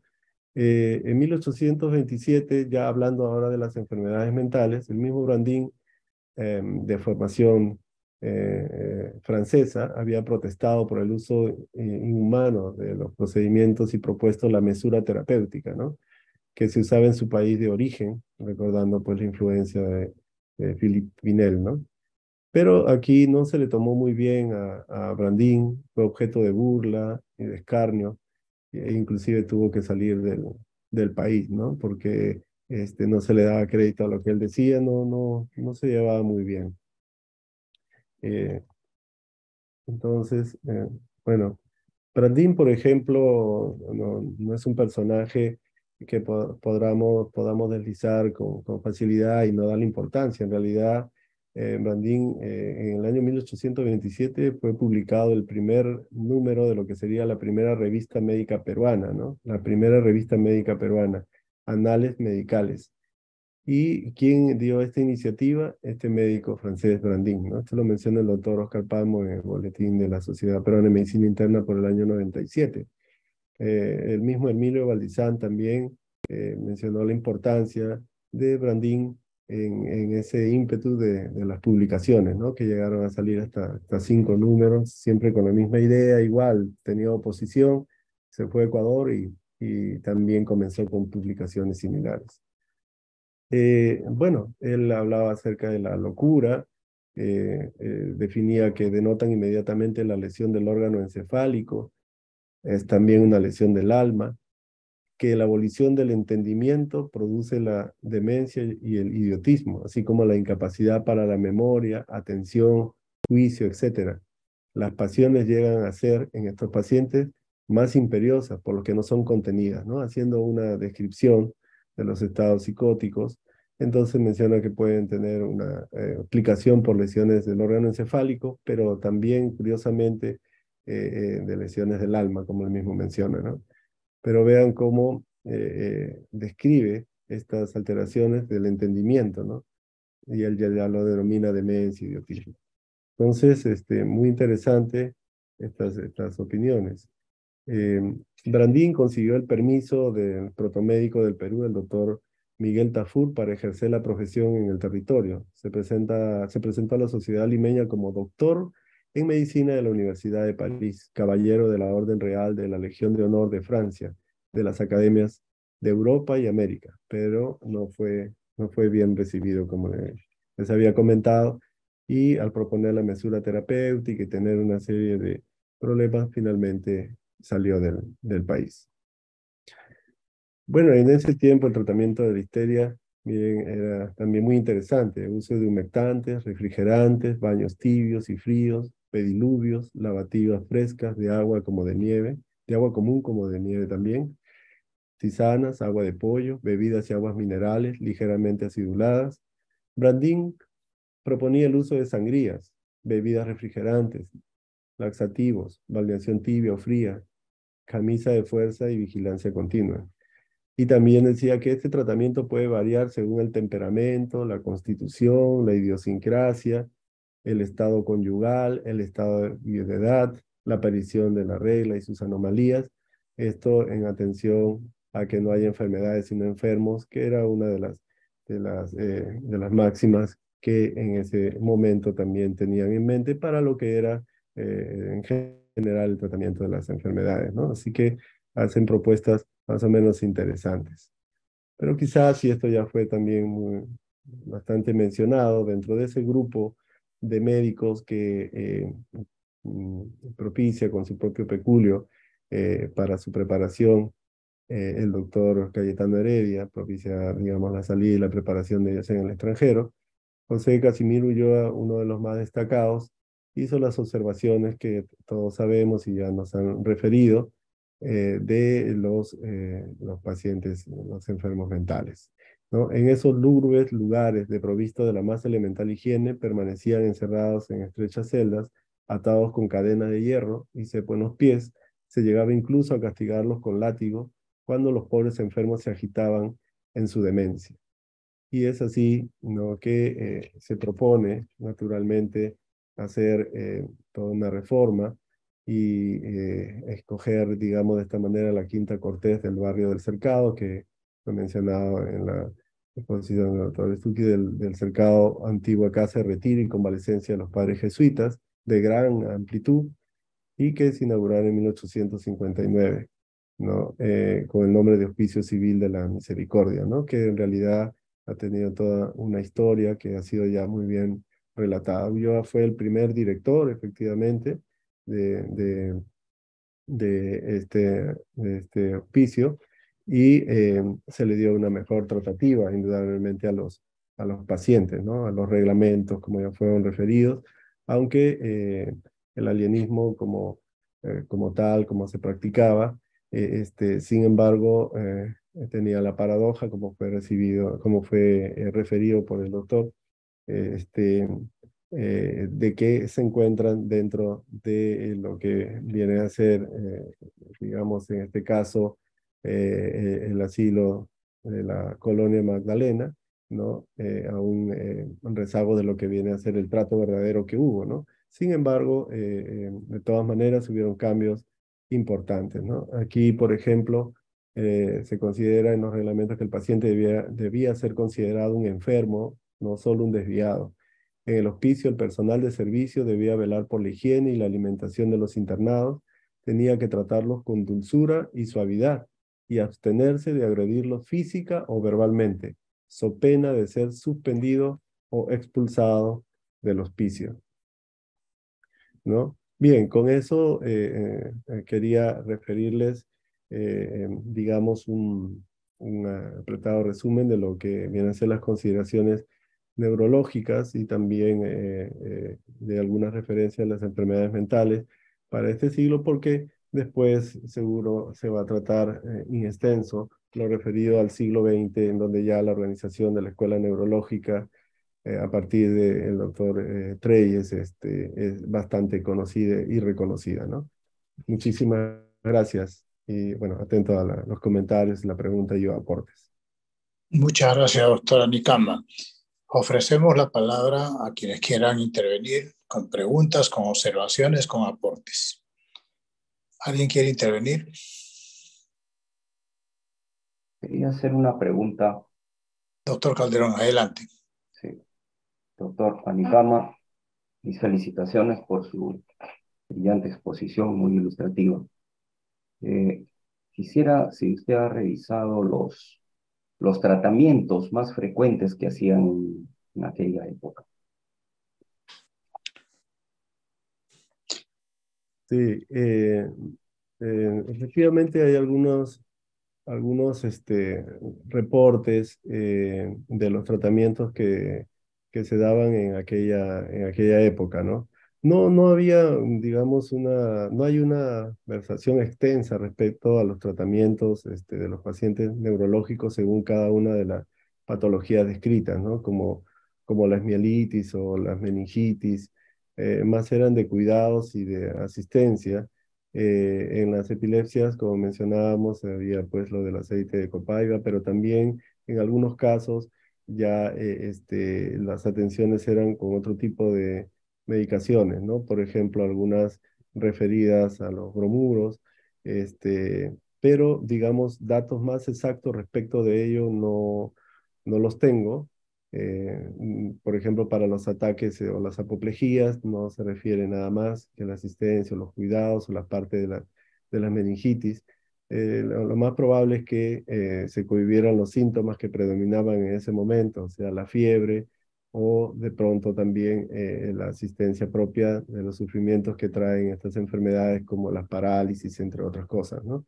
Yo calculo que deben haber fallecido muchos de ellos por el estado de postración y las infecciones subsecuentes y finalmente llegar al deceso, ¿no? Porque ya la organización en sí misma y la clasificación de los pacientes de acuerdo a cada una de las patologías, las enfermedades, las realizó ya muchos años después Treyes, y las propuestas mismas de los tratamientos ya comenzaron a ser más modernos a partir del año 35 en adelante, ¿no?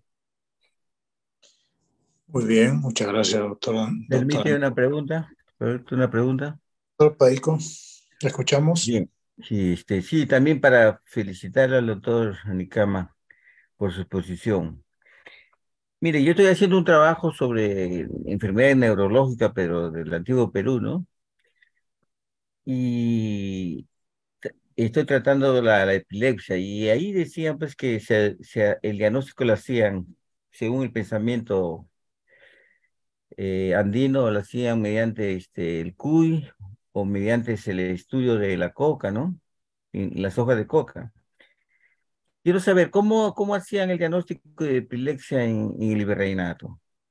Y otra, y cuando usted habla también de virreinato, habla de parálisis. ¿A qué tipo de parálisis se refiere?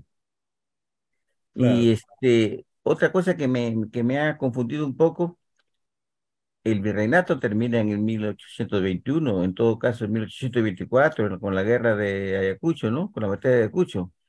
Pero usted presenta una bibliografía donde hay la casuística, como usted ha dicho, muy importante, pero ese es de 1888. Me parece que ya es república, ¿no? Sí, gracias, doctor. Empezaré por lo último. Lo que pasa es que mi tema son enfermedades neurológicas a los inicios de la República. Por eso es que hacemos ese aporte y ese reporte que hace el coronel Torrico, ¿no? O sea, el tema mío es en adelante. En referencia a lo que es el diagnóstico, sí había bastante idea de lo que es una epilepsia de acuerdo a las definiciones que he vertido, ¿no? Que era como un arresto de la conciencia y los movimientos. Si bien es cierto, no había una clasificación específica, ya se reconocía a ellos, pero el asunto de la causa pues seguía siendo igual, seguía siendo como un aspecto mágico religioso, es decir, que era como un castigo, ¿no? Estas enfermedades, indudablemente, desde ese punto de vista, no eran bien vistas, sino eran consideradas de todas maneras una tara. Y por eso es que desde antes, en las épocas de Colonia, ya como había relatado, pues eran considerados de todas maneras de declaración obligada para tener en cuenta para lo que viene a ser la venta, la compra-venta y el valor que tenía un esclavo en aquellas épocas.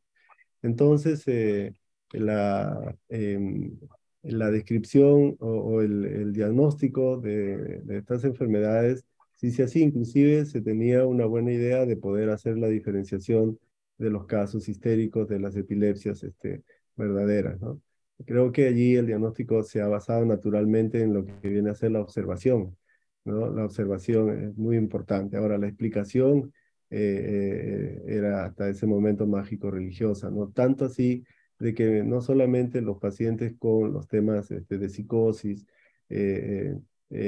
digamos, desfilaban por la Santa Inquisición, sino también los propios pacientes epilépticos, como refiere el mismo doctor Lastres, ¿no?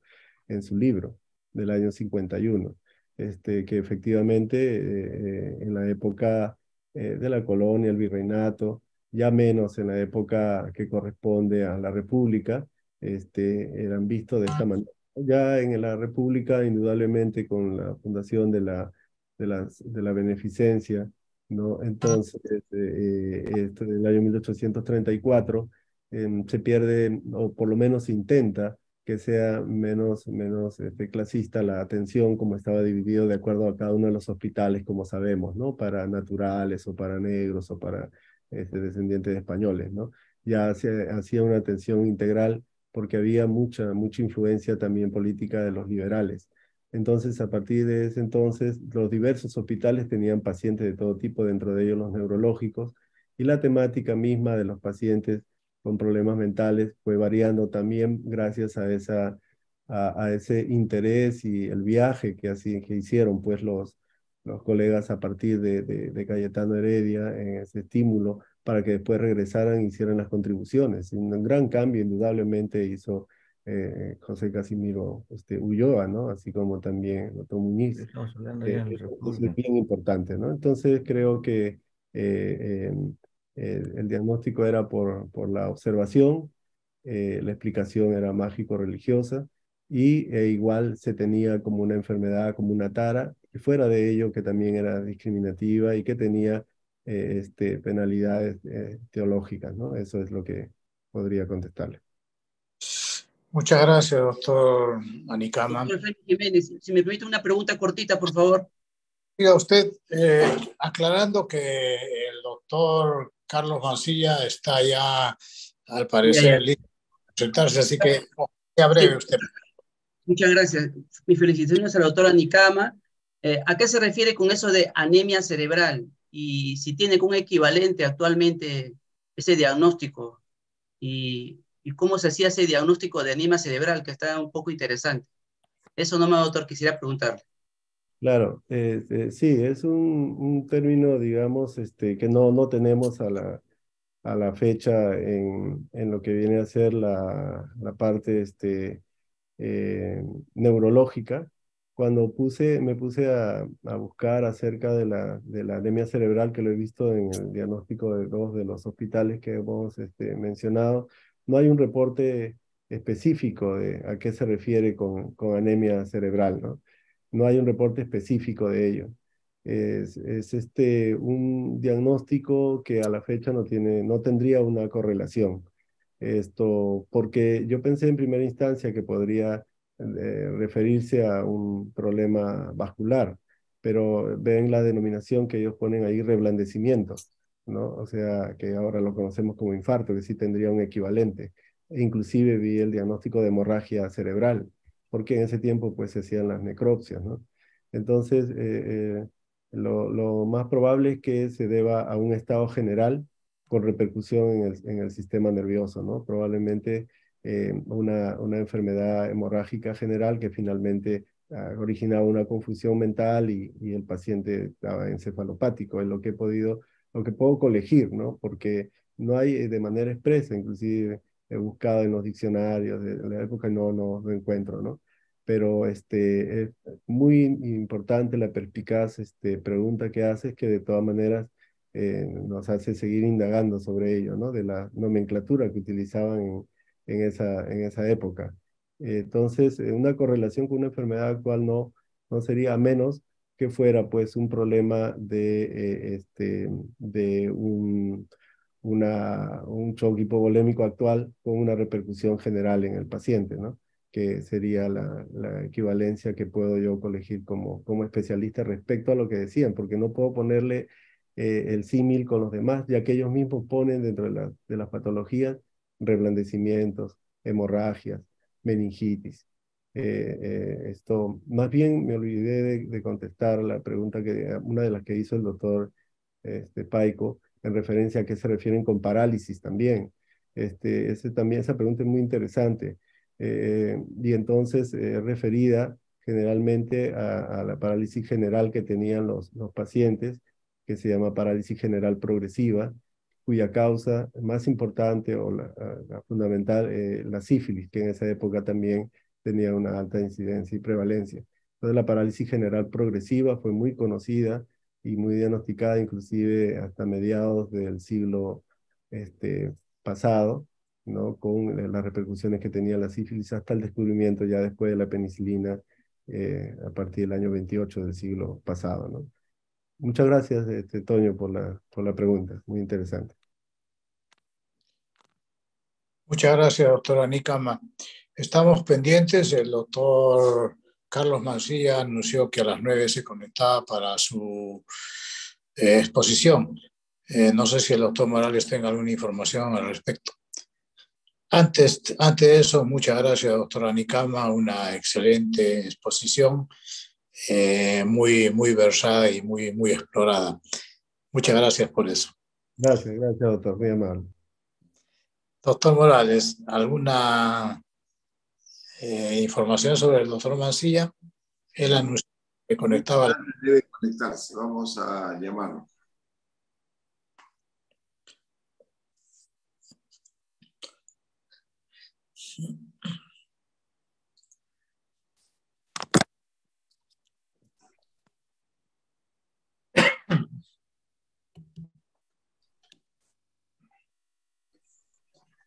Doctor Jiménez, Sí, sí, sí, me doctor permite, Pacheco.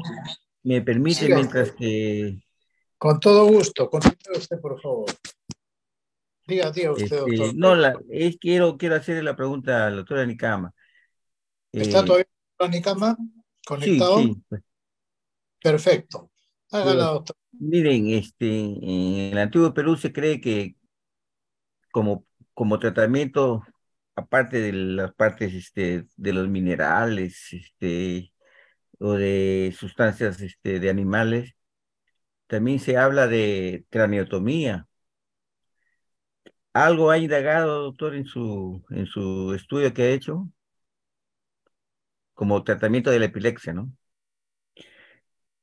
Guamán Poma nos habla, nos hace un dibujo y nos habla sobre que probablemente la primera esposa de Tupac Yupanqui sufría de epilepsia, ¿no? Y decía que le daba crisis 5 veces al día. Pero la pregunta es concreta.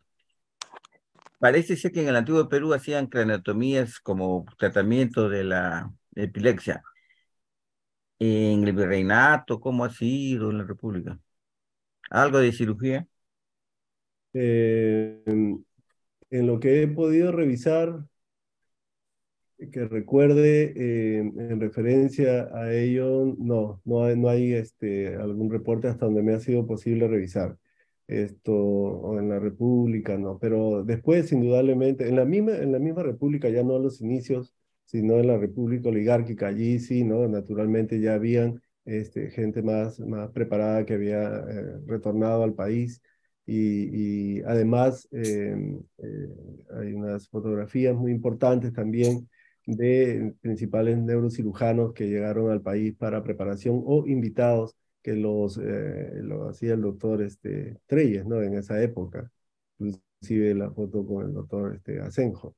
Pero propiamente, todos sabemos que en la época preincaica, incaica, pues hay trepanaciones por doquier, en mi tierra pues también indudablemente, ¿no? Y allí la situación era nuevamente la explicación mágico-religiosa, más que el tratamiento per se en sí, etiológico de retirar un hematoma u otra causa, esto indudablemente era como para liberar el espíritu, ¿no? El mal espíritu que había sobrecogido a alguien, ¿no? Entonces, eso era, digamos, lo que se tenía como antecedente que hayan neurocirugías como tales o instrumental para realizarlo. Bueno, creo que estaban en la época de los Paracas con un instrumental muy interesante.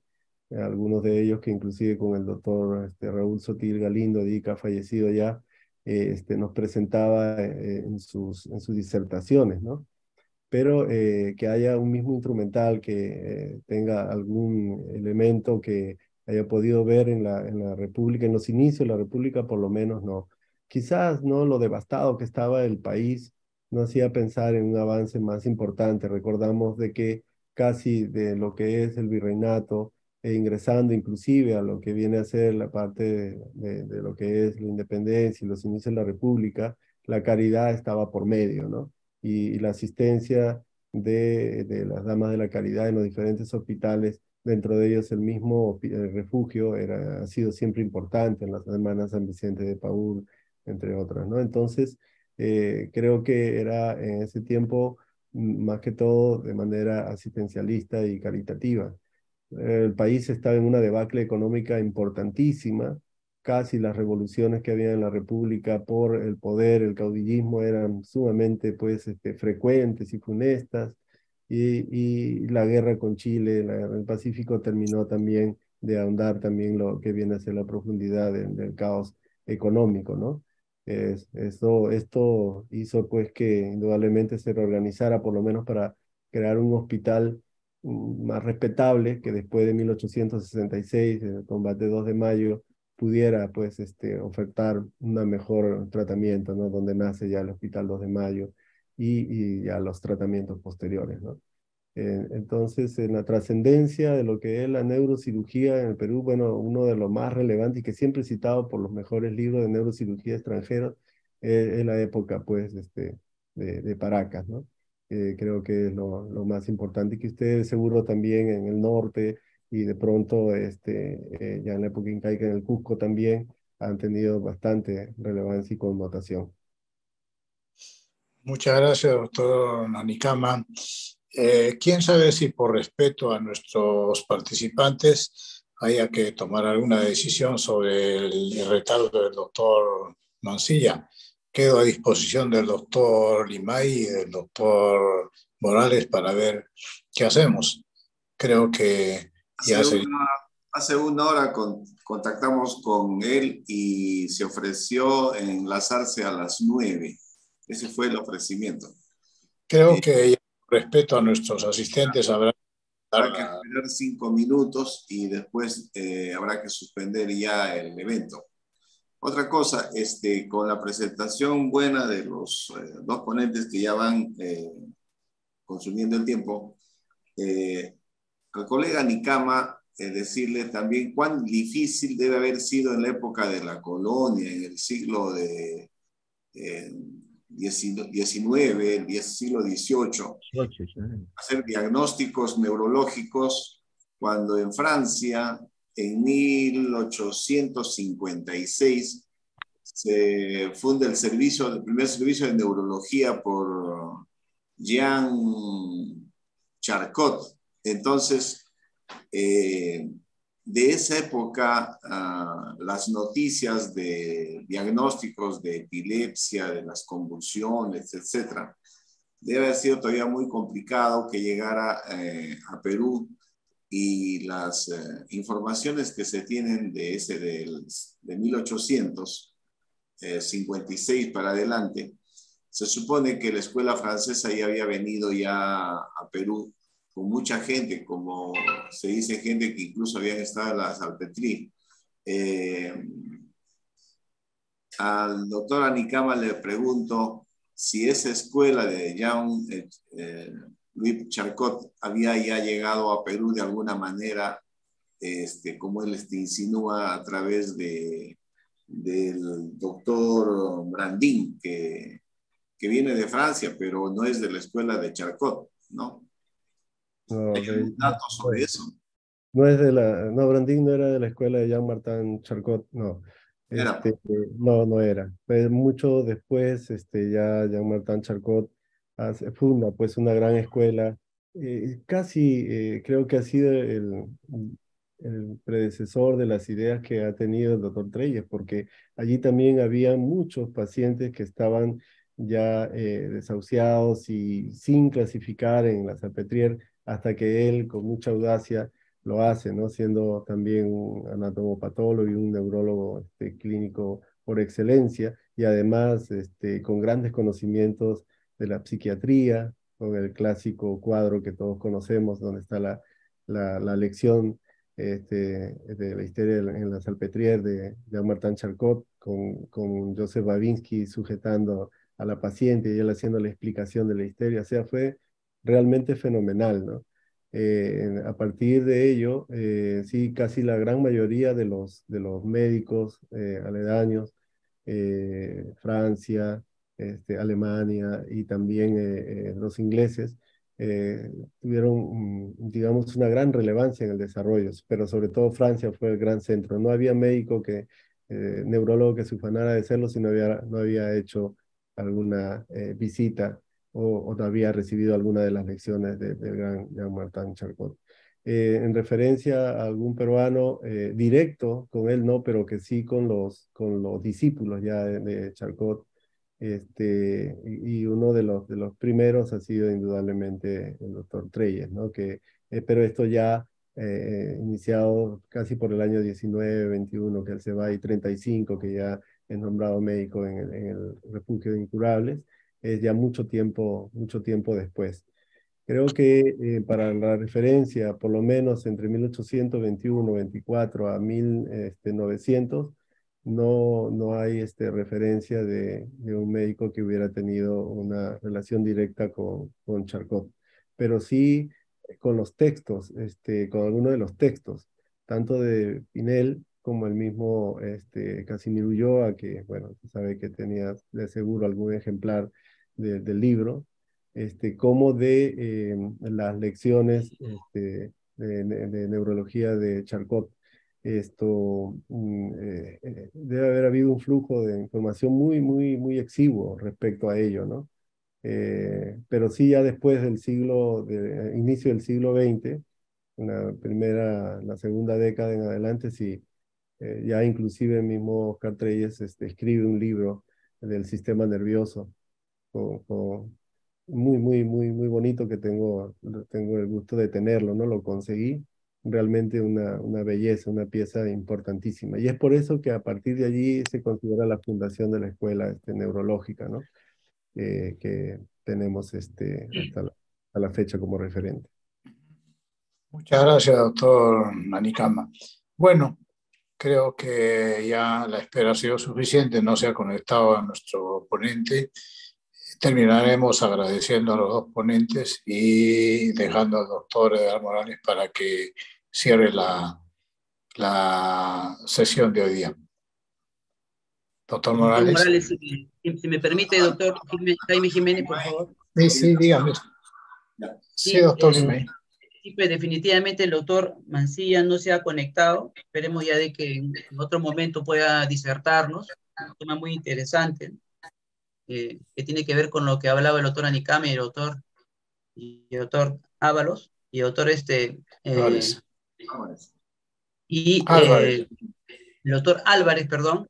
Y lo que estamos haciendo ahorita es, estamos escribiendo, tratando de escribir. Hay una señorita que está escribiendo lo que ha expuesto el doctor Anicama y el doctor Álvarez y también los anteriores ponentes, para tratar de hacer el libro de la historia de la medicina, ¿no? Que va a ser editado y compilado por nosotros mismos. Esperamos nosotros entregarles el borrador a cada uno de ustedes, el borrador de lo que hablaba el doctor Anicama, el borrador de lo que hablaba el doctor Álvarez y los otros ponentes anteriores, para tratar de que ya con su arte busquen ahí darle sentido y poder hacer el libro de la historia de la medicina que tanto estamos esperando de que salga. Ojalá que se pueda hacer este año. Ese era con respecto a una de las metas de este curso, que queremos de que se concretice con un libro. Bueno, por mi parte, pues ya también doy ya terminaba esta reunión y doy pase al doctor Edgar Morales. Gracias, doctor Limay. Para agradecer a todos los presentes, de modo especial a los conferencistas, al doctor Ricardo Álvarez Carrasco, a Ángel Anicama Hernández, y también agradecer la conducción al doctor Jaime Jiménez Hernández, que con mucha paciencia y mucha cordura ha logrado dirigir esta sesión. Están todos invitados a la próxima sesión del jueves 17, con la conducción del doctor Orlando Aurazo Díaz, nuestro paz presidente, que va a dirigir en la mesa Historia del Protomedicato. Participarán el doctor Eduardo Zárate Cárdenas, Bertilo Malpartida Tello, Arturo Villena Pacheco y Oswaldo Salaverry García.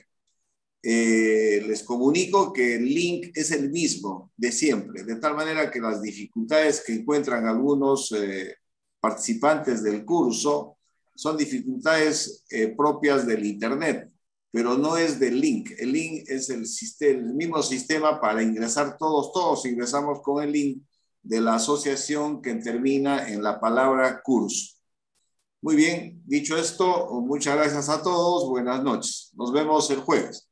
Buenas noches, gracias. Bien.